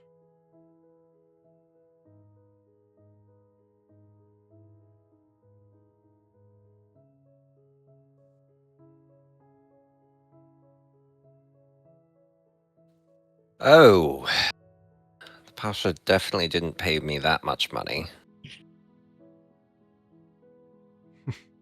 Well, the Raja's largesse is, of course, tempered by his business acumen. Why, he's the Raja. Of course. Well, hopefully I might be in touch. I'll try to figure something out. Maybe I have to go gamble a bunch. Very well.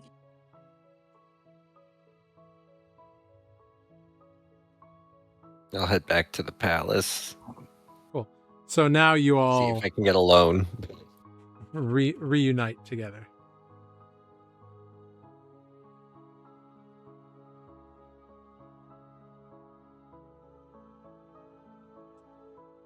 So Lunine returns, Justin returns, Ozo returns, Selenar is writing in his book. Is this the same day it was last session? Mm-hmm. Yeah. Or the next day? Oh, it is. Okay. Yeah, you have all just had your tailoring done. And your outfits are said to be ready late morning tomorrow. So just before lunch. What time is this event tomorrow? Is it an evening event? Yeah, the Hoop and Ball kicks off at sundown with a speech from the Raja. But the city's already abuzz and people are getting stuff ready now. Those of you who are out in the city saw like stalls being set up and scaffolding being erected in various places. So yeah, it is gonna be a time. Does anyone mention that there are things happening out in the city? Selenar has been inside all day and probably doesn't know that. But if he did know that, he would want to go explore the festivities. Yeah, the festivities aren't happening yet, but people are just like kind of setting up infrastructure. There's no night before Hoop and Ball Eve. No. Okay. There's no like official pre-gaming like that. No one's setting out Okay. fireworks a day early. Oh. But the whole city celebrates or just inside the palace? No, it's a citywide event. Okay. As you were walking, you definitely saw like small like stages being set up because obviously not everybody can be in Marble Rising. Certainly not everybody can be in the palace, but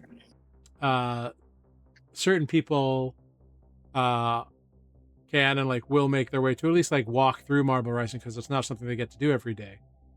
But there are like auxiliary stages and plazas that are like being set up to have everybody have a little fun. This is going to sound like maybe the opposite of what you're hoping one of these characters in this party that are all together tonight for the first time in a while will say. But I do think to some degree, Corvus is probably like, he's trying to be, canonically, he's been sort of like, this whole time. So he's trying to like get excited about it. Like, I'm going to do it. It's fine. We have the fitting. Maybe I can get excited about the costume. But if there's any, like, I know there's not celebrations going on in the town per se, but if the palace is maybe like a buzz with that, he might just like need to get out a little bit because it's not his like, it's like a little too rich for his blood being in the palace anyway. So he might just announce to the like, I think he would announce to the group like, hey, I think I just need to go for a walk, get off the palace grounds a little bit, get some fresh air. If anyone wants to go with me, I don't know. I could just walk around. It's what, sunset at this point? Getting close to it. Maybe you go watch the sunset somewhere. Lunine will go with Corvus. Yeah, I don't know if he's got a specific goal in mind, but like I think he just feels the need to get out of the. Maybe he's feeling a little claustrophobic in the palace. Maybe it's anxiousness about tomorrow. Sure. Selenar's down for adventure. He's been stuck inside for all day, or hasn't gone out yet. If they're looking for friends to take a walk. Yeah, like. Go ahead. I was going to say Justin will also tag along as he needs to just Okay, clear his head. Yeah, This is getting crowded. Y'all go ahead. Lunine's going to take a bath. Come on, don't be like that. Okay. Listen, well, we don't go alone, but if half the party's going, I'm going to go take a bath. Oh, fair. I just need to get out, maybe clear my head too. I don't know. I don't have any particular destination in mind or topic. We can be silent and walk and enjoy the sun. Maybe see a bird or two if you want. I don't know. I mean, it's great here. Don't get me wrong. I'm really gracious that they're keeping us here, but it isn't my vibe, so to speak. That's fine. At some point, I have to tell everyone what I learned from Scour Vanessa. I guess I could do that on this one. That time could be Or now. else. Yeah, let's do it. Let's go for a walk. Who else is coming? Anyone else? Andra. Andra is still sitting with her assorted books and scrolls. Like, Nerd. Fair. Yeah. Fair enough. And proud of it. All right. Yep. So yeah, we go. Justin, I will say to Justin, like, hey, so why don't you tell us? Where's the best place in this city for a view of the sunset that is not the palace?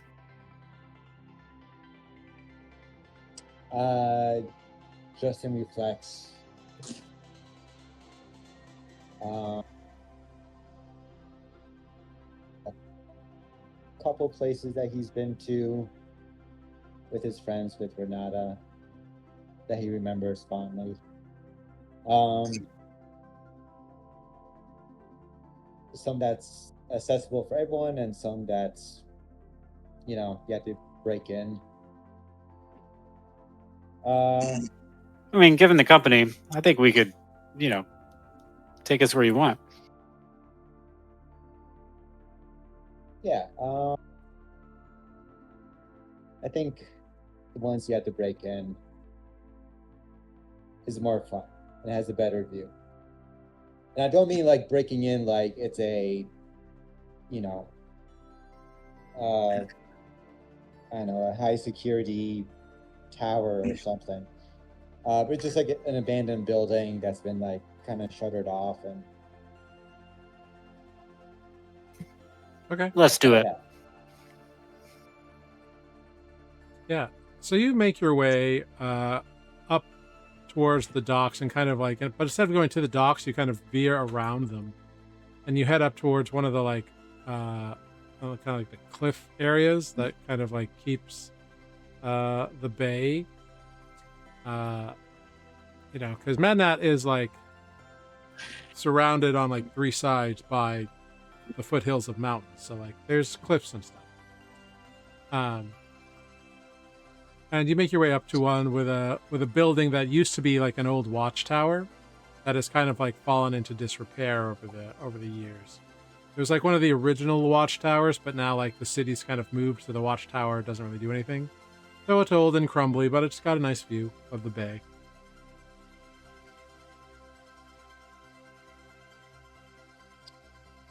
Voila. Here you go, guys. Sorry, I just put a piece of food in my mouth. This was a great spot, Justin. Thank you.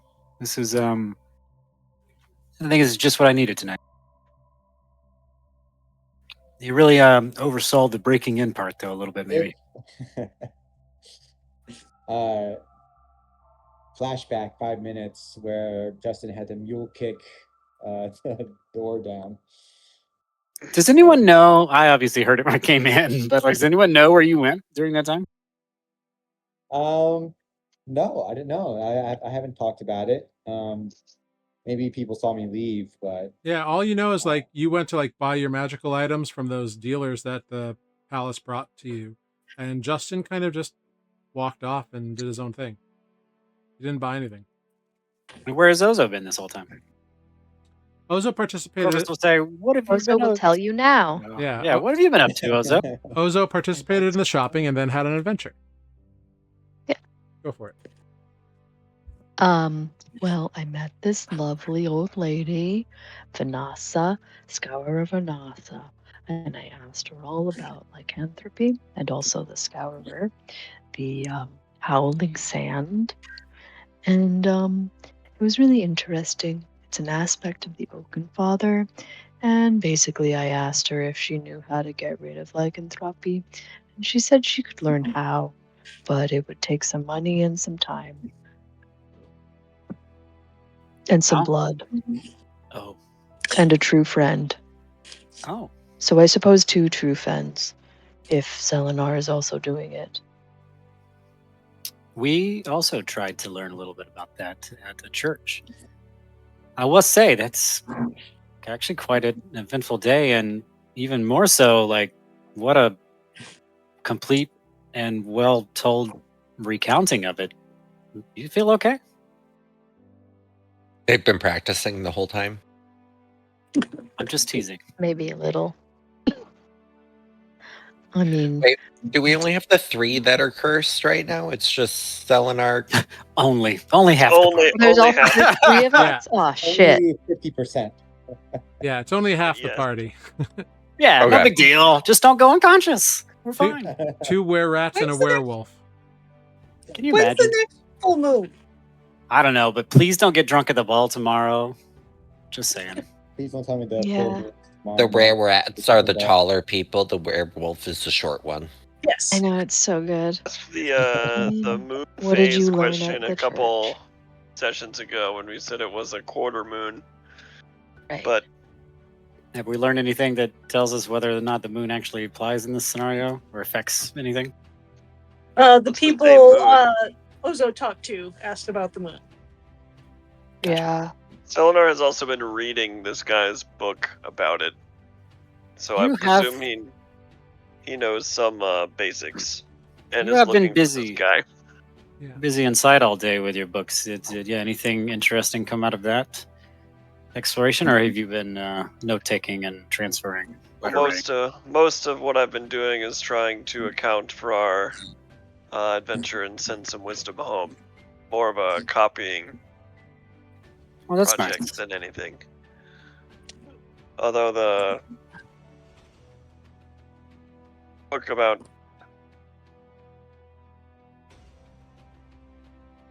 I didn't open my notes yet because I'm a bad player. I was like, did it freeze? No, I'm just panicking Well, trying you're- to open my notes. You Well, only eyes on logged you. in for roll 20, so you got me on that one. I had my notes open, but not Roll20. I showed up late, so that's all right.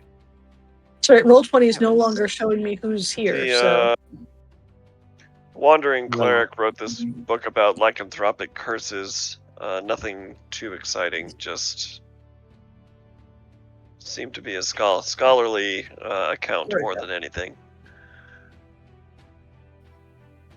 Well, I didn't mean to turn the conversation to sort of our more anxiety-inducing problems, but He does write it as controllable with practice, as Lunine also mentioned. So we may be able.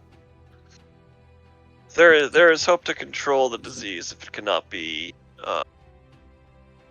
Where do you banished suppose you from us. practice that kind of thing? Well, I practice suspect comes with time. I suspect it also comes with transformation. So I have to imagine there's quite a few. I don't know if failure is the right word, but well, Well, in my mind, there are two options. We either seek out other were people that have learned to control and try to learn how to control it ourselves, or dispel the curse completely, which is, of course, my preference. But yeah, it seems to be a personal choice. I It presume certainly that is controllable. I presume that would be most people's preference, especially you that can choose what and when you want to turn into most of the time anyway. It is What did you find interesting, out for and they are cost? part of our world, but it does seem rather unnatural to my sensibilities. What did Ozo But- say? Sorry. But who knows cool. what's natural in other realms? I certainly didn't even begin to dream of all the possibilities until going to that cave in the desert. So, yeah, what do I know? I mean, I would be uncomfortable with it myself, but No one in your party's been to another realm. It's not like you have anybody ask questions. No, exactly. it's true. You should have come. So Selenar is trying to get at here that, like, Lunine has said that people in his realm can control lycanthropy. And so there are people in other planes of existence where it might be more normal than it is for Sure. us.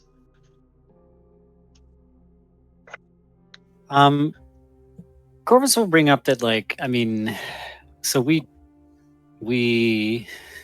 came back here, obviously, and we brought our hobgoblin friend back, but we did sort of promise him to take him back, and the whole idea being to have him get us into the Abram. I mean, is that? It seems weird to think about now because we just returned, and it's such a long journey. But But yeah, Well, there I was do a think we're all still goblin. drawn to be there. We're still looking for a way. yeah, To Feywild, I believe. must admit, before that trip to the desert, I was still on the fence about it, even given what I've learned about possibly the whereabouts of my mother. But now, yeah, there's something about it. I think we do have to go back, but it's so crazy to think about getting that far away again. And then going to a place that we don't even know. I mean, maybe we need to sit Lunine down one day and get a real breakdown of what we should expect and prepare for. But I also wonder what being on that side of the world would affect y'all's curse.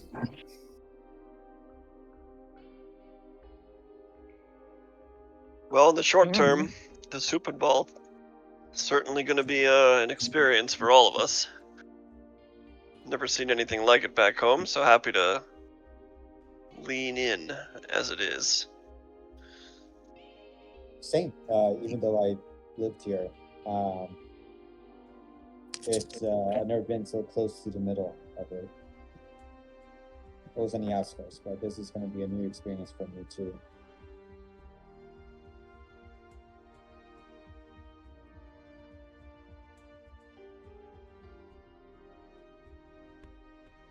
I don't want to go. Ozo, neither do If you I, want to. if I'm being honest. I've been trying to talk myself into it all day today. Was your costume fitting uncomfortable, or was it... I mean, how did that go? Picked a soft fabric. That's a good idea. I didn't think of that. Fuck. I picked a mask in case I get embarrassed. Oh, am I not supposed to wear this one? I think that's fine. I don't know. I remember the last time I was here, seeing this mask, and I'm not wearing it right now, by the way. I think I've established that when I'm only with friends. You don't have it. You don't have your mask. Oh, that's right. I gave it away. That's right. Yes, it's being worked on. Oh, yes. Besides the fact that it's being worked on, something about seeing it on a wanted poster last time I was here. Maybe I thought I shouldn't bring it to the ball, but I might be overthinking. It's also probably going to still be in the shop come tomorrow. So I wanted another one. That's fair. Yeah, I don't know. It's a little too pretty, I think, for what I normally go for. But we'll see. Y'all can laugh at me tomorrow if you want, I guess. Wait, but really, am I gonna get in trouble? No, I don't think so. I mean, if anything, it exonerates you, right? People see you celebrated at the ball, they'll be like, that can't be the same criminal that we saw on those wanted posters, because here they are. Or whatever. But Okay. yeah, don't overthink it. I think it'll be great. I don't know. If you want to leave early, just come find me. We'll slip out of there. We know how to do that. Okay. I've never been to anything with that many people. Never been anywhere with that many people where I wasn't trying to rob one of them.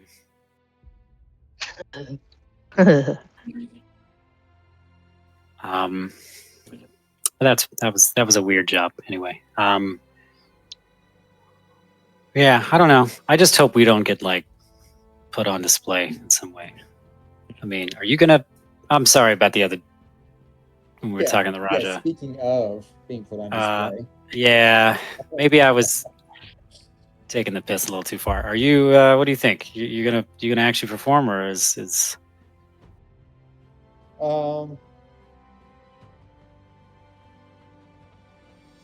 I have to admit, I'm sort of, I have this writer's block in my head, but I have an idea, and I hope it works out come tomorrow.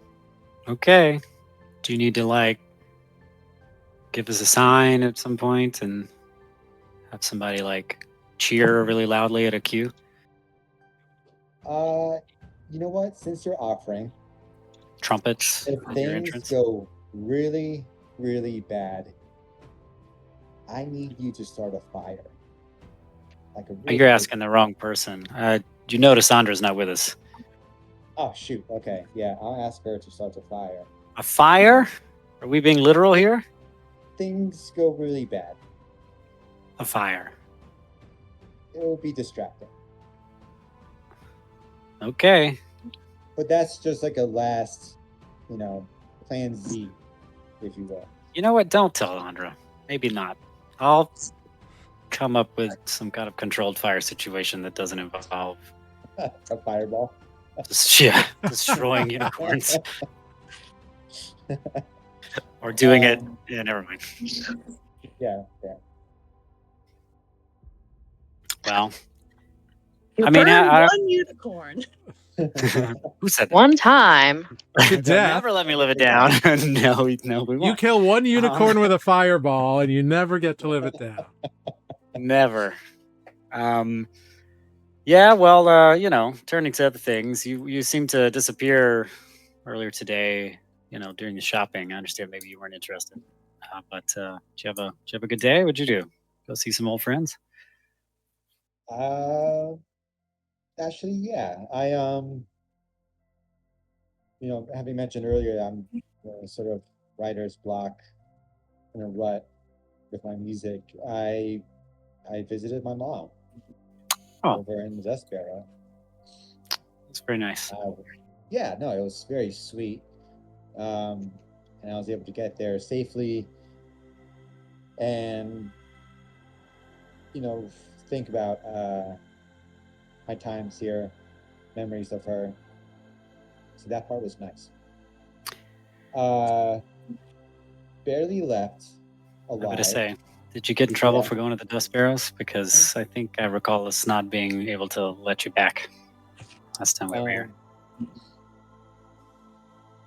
Yeah, certainly. They are apparently everywhere because they found me. But between you and me, that's what I wanted to happen.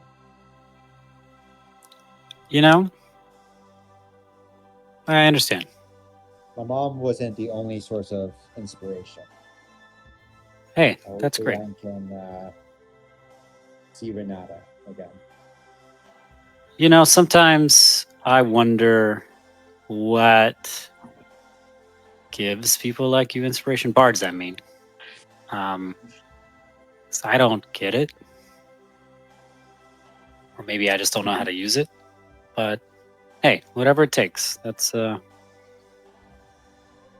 Everyone has a muse. It just takes people time to find them. You haven't found yours yet, that's cool, that's fine. They'll come to you.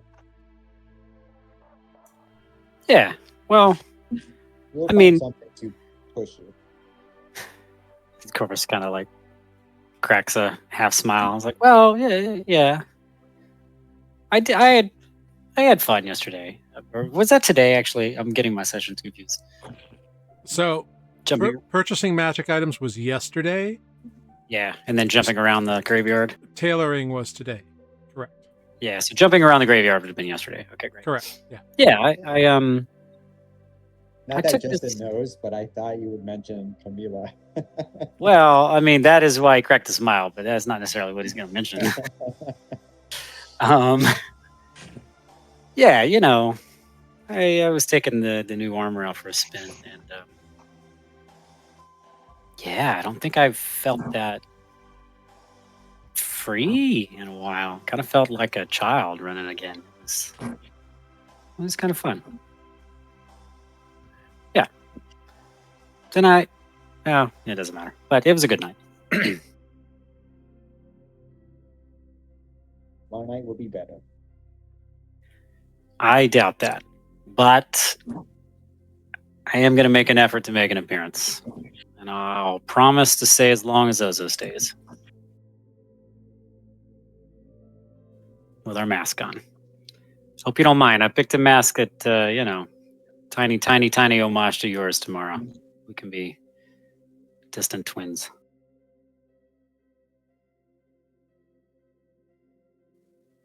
They don't care. You guys at least stick around to hear me play. Oh, for sure. And then you For can sure. duck out after that. Yeah, we will. We'll give the cheering cue. You know what? We won't even need the cheering cue because everyone will already be doing it, and so will we. So it's going to be great. The sunset is beautiful over the waters of the Bay of Pearls. These four comrades sitting here watching the sun sink down and watching the stars come out and the lights pop on in the city below. It begins to get fairly cold up here the longer you stay. Bless you. All right. Thank you. Sorry. It's all good. Might be time to head back. All right. As the sun sets up, gets colder. Yeah. So the sun sets, you make your way back to the palace. Lunine, you've enjoyed a lovely bath in this very open sort of space. Andra, you've been copying away on books and things.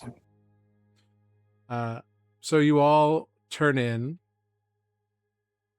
for rest. You all get a long rest in the palace. Yay. And you awaken on the morn of the Hoopin' Ball. So breakfast is served again to your rooms, to your various dietary requests and requirements.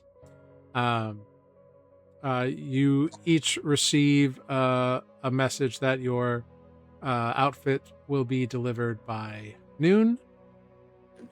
So you should have plenty of time to get dressed, and any final adjustments that need to be made can be made before the hoop and ball begins at sundown. You all receive a message from the Raja as well, that he would be most grateful if you would all be dressed in your finery and attend him during the opening remarks for the hoop and ball. Does he tell us when? Does the message include when and where that is? Yeah, sundown. Can I back up just a moment? Yeah. So at the end of the evening, when we decide to leave the hilltop and come back to the palace, Selenar feels inspired and instead wild shapes into an owl and flies back to the palace over the city. You just And owl goodbye us? Is that what you just did? Yeah. yes, Yeah. we were like, I think it's time to go back. And Selenar hadn't really said anything in a long time because he's feeling introspective, and he You're just like, hoot y'all. becomes inspired and turns into an owl and flies away. Huh. You know, just because I And then he flies up over the city, taking in the sunset, returning to the palace through the balcony door, which is open, settles on the couch, and then turns back into Selenar. I don't know if anyone is in the room when it happens, but Andra is, and she just kind That's of so glances up and dramatic. goes, yeah. hey. Wonderful. So you all, Anyways, yeah. So this happens the night before. You all wake up. You get your your various missives. Yes. So at sundown, at the main vestibule, at the main the main stage essentially, which is right in front of the palace. So it's like very easy for you to commute there. The Raja would like you all to join him, dressed in your finery. About like an hour after you oh, sorry, go ahead. No, just if you say so. About an hour after you finish your meal, like a little page girl knocks on your door and asks for Justin.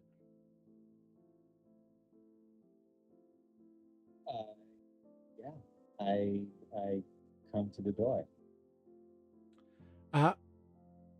Mr. Timberdrake, sir, a woman is at the front gate requesting you by name. We normally wouldn't do this, but she knew exactly what room you were staying in, so we assumed you must know her. She's a very fine-looking human woman. I mean, come on. she's like A little more 6. than fine. Don't be modest now. I know Well- exactly who you're talking about. Yes, Thank you, She's little a girl. yes. Right this way, sir. And she shows you to a small like antechamber that is just off of the main gate, and kind of standing, not sitting in any of the number of comfortable chairs, kind of standing with her arms crossed, her dark hair kind of pulled back in a fairly like nice dress. You see Renata. Well, shit, I didn't think you'd actually be here. So, like, I imagine Justin walking into this room and just being taken by her looks. And, like, what? Okay, sorry, my computer did something weird. I thought it was shutting down randomly. Okay. Yeah, so he was like, just, mouth drops a little, just kind of like in shock of like how beautiful she is, until she says what she says and kind of snaps him out of it. I'm a little surprised he came. I wouldn't have, but 1,000 gold is an interesting gift. Flower was nice too. I want an insight check when she says, how she likes the flower. Okay. Yeah, I just want an insight check to see Make an insight check. if she was really flattered or she's just being nice. She's pretty inscrutable and hard to read in this moment. She's definitely got her guard up. Yeah. Understandable. I say, yeah, I figure you and the other Drake hunters. Are you guys still the Drake hunters? That doesn't matter. I figured you guys could use that money to help the neighborhood. Yeah, we could. And I wanted a chance to talk to you. I know we didn't talk last time we saw each other. No one would allow me to. And Well, you have a habit of making your words not mean what they mean. So, look, I showed up here. You asked for 5 minutes. You've got 5 minutes. Starting now.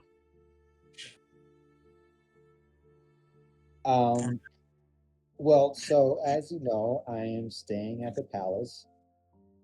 And I was thinking how, when we were younger, we always talked about how we wish we were at the heart of the Hoofenbaum, where all the magic is, all the action.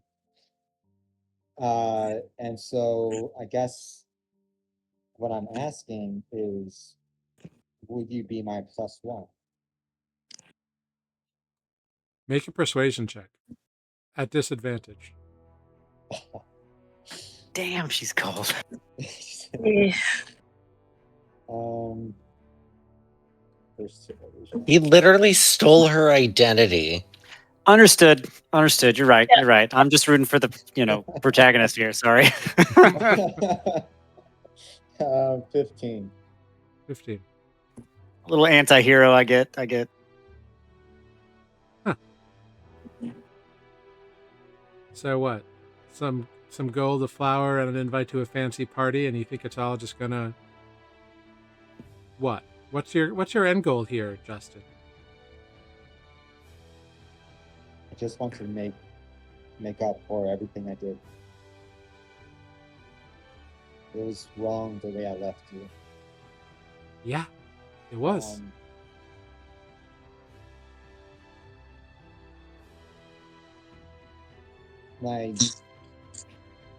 The guys and I will be leaving soonish. Apparently heading into the Fey world. And I think when we leave, we won't come back this way again. So whatever time I have left here, I just want to make amends.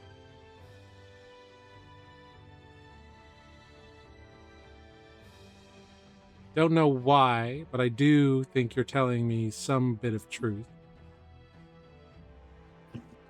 But one gesture and one night is not going to make up for what I've felt and dealt with the last 5 years. Not how it works.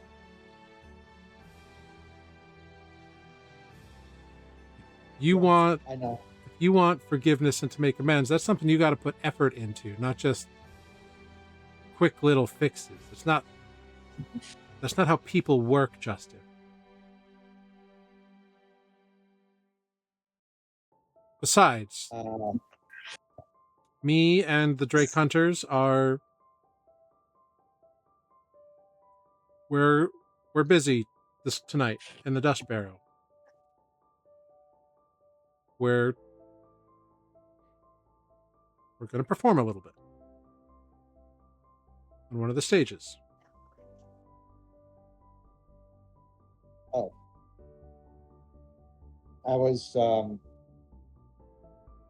I didn't know you still played. We haven't. It's sort of a last-minute decision. I was asked to play here, and there was something I wrote that I would have liked you to hear. Yeah, well, you get famous enough, maybe I will. I get it. You have commitments, but if things change tonight, I'll be playing here. Yeah, I got that when you said it. About insert time here. Did they ever say when I'm performing? Yeah, you're like a couple hours after the thing, but you're not like the finale act. You're like kind of in the middle. Okay. I'll be performing somewhere in the middle of these performances. I guess I just wanted to share something, and that's okay. You do what you have to do. I'm just sorry for everything I did. Well, good. And I've gotten pretty good at doing what I have to do over the last 5 years, so You look really nice in that dress, by the way. I know. That's why I bought it. For 1,000 gold. Oh. Details. Right. Did you keep the tag on it? Look, the money you gave Ade is going to do a lot of good in the barrow.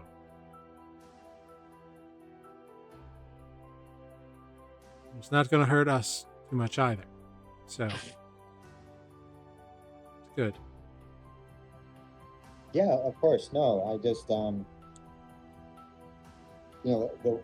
what I've explained to Hade, I remembered we talked about making it big and famous and changing this town, making it better. Just to start. Yeah. Right. You probably, Justin's starting to feel dumb, like he's had a loss of words. So he'll say, I guess I should go, and you probably have to practice. Oh, what's that supposed to mean? I have to practice? You think I'm so rusty I can't perform tonight? Oh, this is such a toxic relationship. I'm sorry. It's just that you mentioned that you haven't been practicing as a band. We haven't been performing. That doesn't mean that I haven't kept up my skills. Well, you're a natural, Renata. Well. And no matter how many years you don't practice, I'm sure it stays with you. Do you have anything else you'd like to say? Your time's almost up.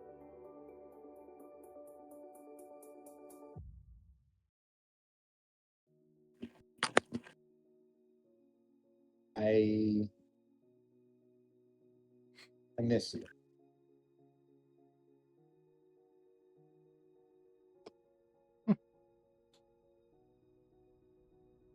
Well, our time's up. And she nods and turns around and walks out the door.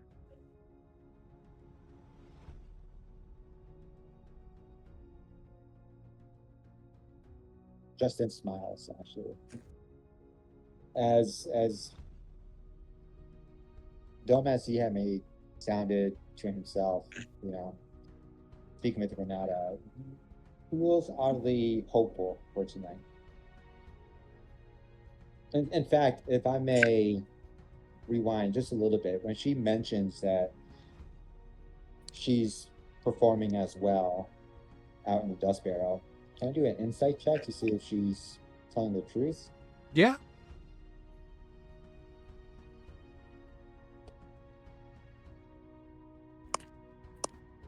On a 21 insight, when she mentions that she's performing, she is telling the truth. Ooh, okay. I take back what I said about feeling hopeful. Okay. It is what it is.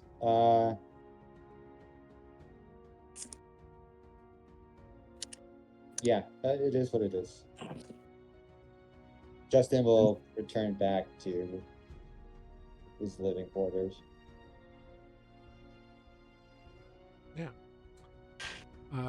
You return. You exit the room, and the page girl is there, and she's like, are you ready to go back? Yes. Very well. Right this way. And she kind of... I'm sorry, were you watching the whole time? Well, I was waiting outside, but I wasn't, like, watching or listening or anything. Hear any? You weren't listening? No, that would be improper. Okay. So I was going to ask your opinion on how that conversation went. But if you didn't hear anything... then... Well, was she a friend of yours? Yeah, at one point. Well... And at another point, something a little more. Well, I don't know what you said or anything, and she certainly seemed a little standoffish. But she did come.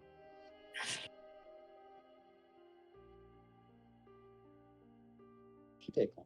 Yeah. So I don't know. So she was listening. Well, she knew that she was there. Like, she came and got Justin. So.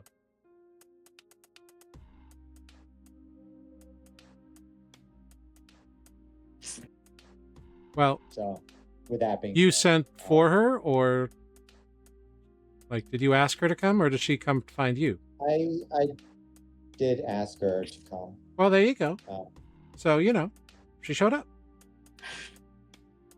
She might have felt obliged because I dropped 1,000 gold pieces with her. Wow. That... Yeah. And I'm a little bit jealous of my comrade's new gear.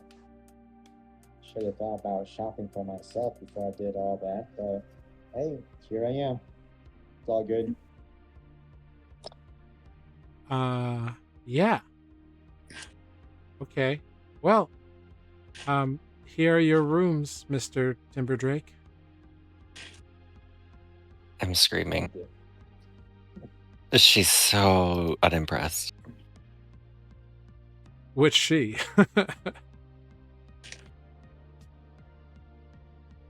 No, the little The little page girl, like her jaw drops and her eyes go wide when you say you just gave someone 1,000 gold like it was nothing. And she's like, whoa.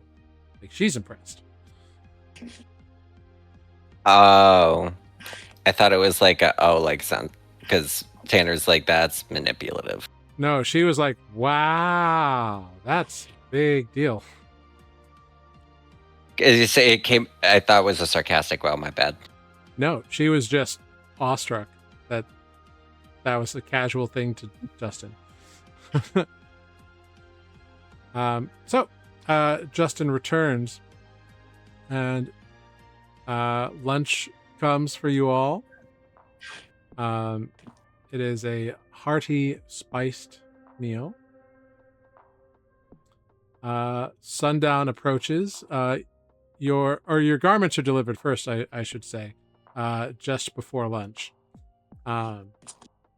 And you are all given your final fits, and they fit great. So it's exciting. Sundown comes, and an aide de camp shows up from the Raja. Greetings, my friends. If the 7 of you would like to accompany me, I will bring you to the Raja. Yes? Sure. I look at Ozo and I go, It would be our pleasure. "Oz." Okay. So you are all dressed in your finery. Tell me, what do each of you look like? We're gonna start with Oza. What is the finery? What is the style, the cut that Ozo is wearing now? It's actually not very different from their normal clothes. It's just really nice fabric instead of worn to crap fabric. I think it's like a loose fitting tunic-y thing with sleeves, loose fitting panty things. But it's just like the only reason it looks nice is because it's really nice fabric. Still sort of a grayish, brownish. Maybe if there has to be a belt or something, it's like, it's all still gray and brown. It's just like nice. It's like a linen suit. Mm-hmm. Yeah, and upon like a casual glance, that is exactly what it appears to be akin to. However, when you put it on and you're wearing it, you are seeing small details like in the stitching, like in the brocadery. You are seeing like in the browns, you're seeing like acorns and seedlings and like sort of like ivy and vines kind of in the browns. And in the grays, you see a little like kind of fleur, like a fleur-de-lis like pattern that's very subtle, just kind of cascading down over you. And it kind of shimmers a little bit as you move, as you walk, as though like shadows are dancing across the fabric. They made it fancy. Yeah. Selenar. Selenar, as I have mentioned several times, is leaning in, and he asked for a doublet that is primarily turquoise color, but with much sort of gold threaded detailing and like a dark blue sort of wavy shapes over it, with pants to match and a very overly sparkly like sort of mid-thigh length cloak and new sandals that, although the sandals themselves are not dressy, they are nicer than anything else he has worn. Yeah, you strike a cutting figure in this like blue and in this kind of like blue toned thing. One is like the cape is like the color of the sky, followed by the crest of the waves down to the depths of the ocean, and the gold patterns are akin to waves and crustaceans. And as you move down the doublet, it goes from being wave patterns to the top to like sea kelp in the bottom with fish swimming through it. and then to like crabs and lobsters at the bottom. So your entire facade seems to be reminiscent of the ocean depths. Lunine. So Lunines is gonna be kind of like a mix between like the whimsical magic of the Fey realms and a more militaristic outfit. Cool. So, So you put yours on, and like it kind of like the buttons. embroidered jacket, kind of what's Yeah. the shoulder thing called? Epaulets. Yeah. Exactly. You button this jacket up, and you've got these shining epaulets, and they're kind of in the shape of a like a leaf, kind of like a cluster of leaves, like oak leaves, on either side, that go to a little. It's not like a full cape, but it's like a little half cape, like about to the middle of your back. And the colors of this fabric seem to scintillate and kind of change between purples and pinks and turquoises, depending on like where you are and how you're moving. So like the cut and the style is very masculine and very like militaristic and very uh, uh, almost like reminiscent of aggression, but the coloring and the details, the little every little like button is like a different kind of has a different like animal carved into it, or a different like smiling grin, or some sort of like whimsical nature like that. Right down to the boots, which are highly polished. But while they appear black at first look, in the light they scintillate with kind of a purplish hue between them. So despite this militaristic look, the whimsy comes through in this suit. Next, let's hear what Justin is decked out in. Justin is wearing, I remember how to describe it. It's like a Renaissance tuxedo jacket, and like the tail end of the jacket comes down very low. It's black, but embroidered in like these gold, flowery details all around. He's just matching. He's wearing matching pants and boots with it. And no shirt underneath the jacket. Exposed chest. Yeah. Pretty cool. Yeah, the detailing on your coat is a mixture of starry imagery, like swooping stars and comets, but interspersed with musical notes, kind of like riding the lines as though they were on a scale or a clef. And the kind of bare chest, like the pectoral region between the jacket, the doublet, exposed, showing off your chest, is connected by 2 stars on a chain, and that chain is hanging little charms on it, little like musical notes and like little instruments, like a flute and a lute and a this and a that. And the boots are also kind of stitched with these details of like flowing music and shooting stars. Andra. Yes. Yo. Andra was wildly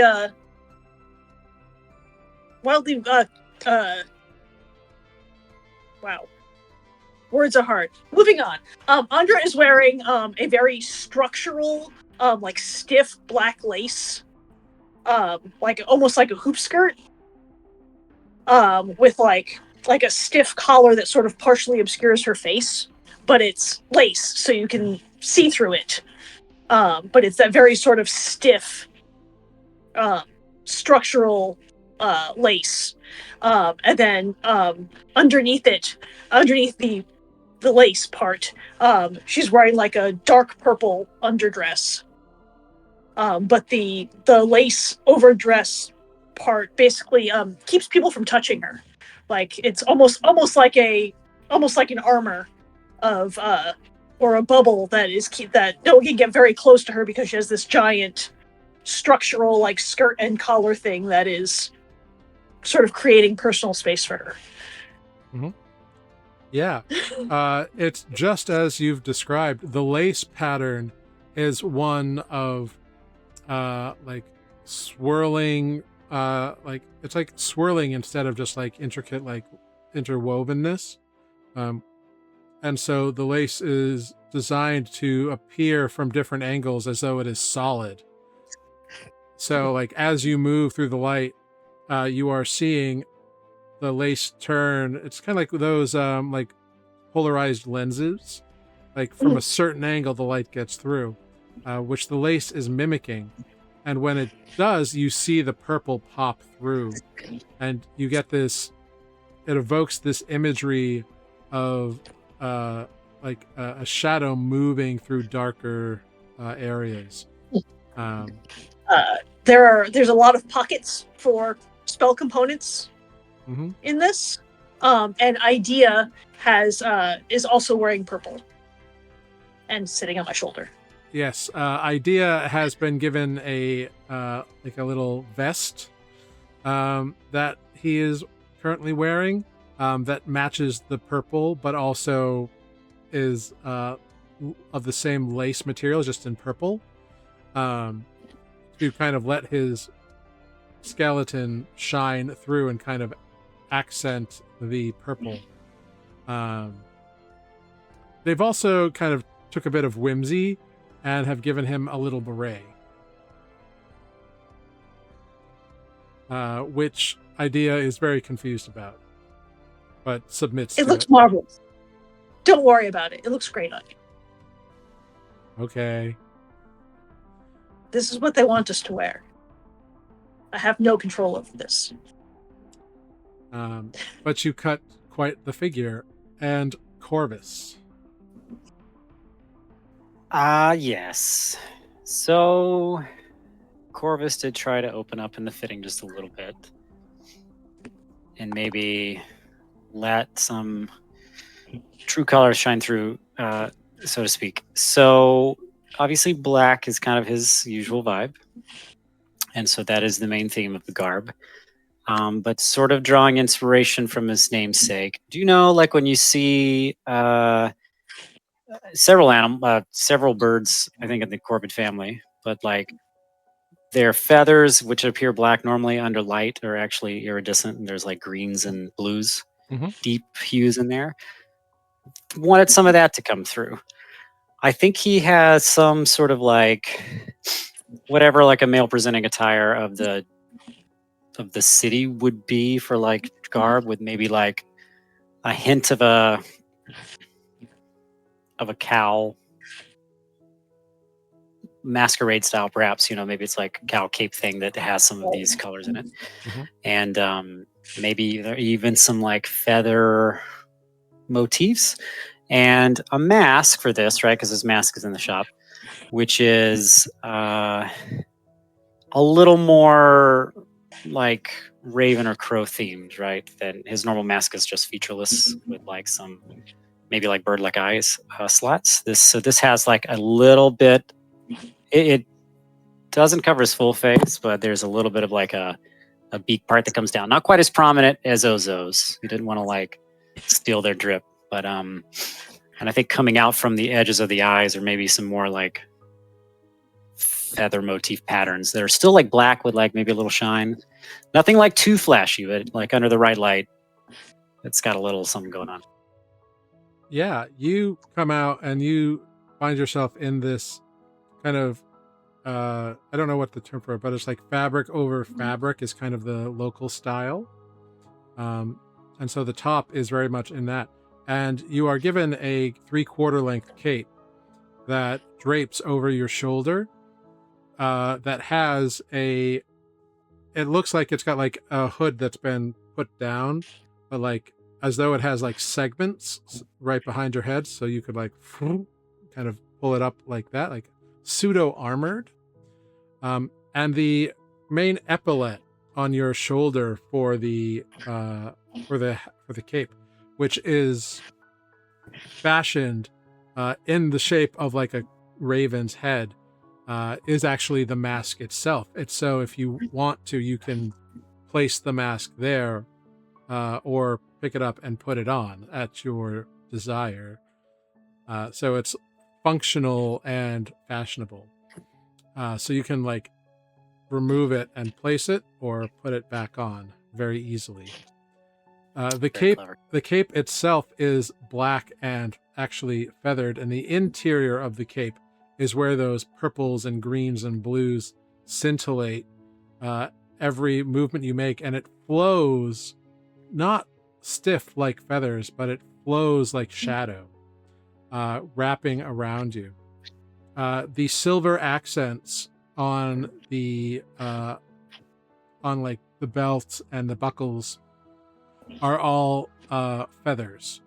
They are like little silver feathers that pierce through the dark shadows. Every bit of like rolled cuff on the edging on the piping, there is that seamless iridescence to it, of that glowing colors. And Thraden is dressed in earth tones, and very much like Lunine in a very militaristic style. But there are kind of like slashes throughout his gear that is showing off an undersuit that is of contrasting colors, as though he were giving the impression that he's been through battles and has been attacked, and there's something more beneath him. But the seven of you are shown to the main stage, and the Raja waits there for you and says, "Well, my friends, shall we begin the hoop and ball?" And that's where we will end tonight's session of Nuuli Forged. Nice. Well done, everybody. Everybody looking so fancy. Well I think done. we all should have asked for matching brooches with our little shiny skull with a logo bell. on Yeah, Or the the bell bell. logo. Oh, okay. Yeah, Can we just write that in? it. Maybe Yeah. we'll retcon that in. Yeah, Yeah, you all have a pin that's been a little brooch that's been made for you. Excellent. Cute. Yeah, well done. Everybody got a little something in there, and some excellent. Well done taking things you heard for the first time and improving them. Yeah. Well, I am just Secret power. augmenting them. You gave them your notes, and they took it and ran with it. And that's how they do. Yay! Yeah, so well done. Very excited to see what happens at the hoop and ball. It's gonna be a good time. Justin's laid a few hopes on dreams, which may or may not be shattered because of scheduling conflicts. And it seems like it's going to be a big old party. Well done. I hope you all had fun, and thank you, I've Got It, and everybody who came in to spend some time with us this evening. I hope you enjoyed it as well. Let's go around. We'll say our goodbyes, and I'll figure out who we're going to raid this evening. It is still Pride Month, so happy Pride. And we'll start our goodbyes with Selenar. Oh, it's me, Jeff, playing Selenar, the elf druid. What a fun game. I'm looking forward to whatever happens at the Hoop and Ball next week. Will a meteor fall from the sky? Will an arsonist burn the palace down with us inside? Andre, we said not Who yet. knows? Yeah, do not fireball the band. The show is going well. You're supposed to do it if it Remind goes me that you poorly. An arsonist. Find out next week on Mm. Newly Forged. Thank you so much. Next up, we've got Justin. That's me, Justin. Mike, thank you for tuning in and watching me make awkward conversation like a high schooler. But it was fun. So come back next week to see me do it again. Wonderful. Thank you very much. And then we got Ozo. Hi, I'm Ozo, and I am at a party. And I'm also Amber. And yeah, it's good to be back. I will remember how to play eventually. The new Ozo is more talkative, but we'll say that that's because of the axolotl of magic. Yeah. Axolotl. I assume Yeah. that's what it was the axolotl. Was it an axolotl? I forget. The It co-op. was a twaddle. Twaddle. Okay. Distant relative. Same diff. Much, much bigger. I wasn't there for that either, so I'm making shit up. It's all good. Lunine, we're We've over never to you. seen one before. For all we know, that was an axolotl. Thanks for watching, guys. And I can't wait to see what chaos ensues at the hoop and ball. I feel like I'm going to be pinching my nose a lot. Trying not to die of laughter. Yeah. Could be. Wonderful. Then we've got Corvus. And this has been Corvus, played by Matt. Sorry to be late. I hope I didn't miss much other than Justin being poked a bit. Yeah, excited to be back next week as well. Even though I'm playing Corvus as he's not really excited to be at the hoop and ball. I'm a little excited to see him at the hoop and ball. So Wonderful. And Andra. Oh, hey, that is me. I am Sarah. I have been Andra, who is kind of excited about this hoop and ball and is really mostly excited to have her idea back so that she can send him off to wreak havoc on the hoop and ball, having been told that she apparently cannot light things on fire. Which is all well and good because nobody knows that she can't currently light anything on fire. We are Newly Forged, and we have a YouTube channel. If you're wondering what the hell a hoop and ball is, or anything else about why the hell we're here at this place, you can watch our past episodes on our YouTube channel. NUULIFORGED. Wonderful. Thank you so much. And I have been Jared, your humble dungeon master here on Newly Forged. I'd like to thank you all for joining us for this, our 78th episode. We're getting up there. Yeah. Next big milestone is 100. Let's see who's still alive at that point. By which I mean character, not Still alive player. or again alive. well, Solinar will be. There's Like some to- recurrent pace that'll be like tomorrow afternoon in game. Solinar already is. Fair enough. Thank you all very much for joining us. Thank you. I've got it. Happy Pride, everyone. Hop in this raid. We're going to raid Randy Radioactive. They're playing some D&D over there. So let them know that they've been newly raided. And we will see you all here next week on the 29th, on the 30th of June. Something like that. 30th. 30th. My birthday this weekend. I'm like, so I had to count the days.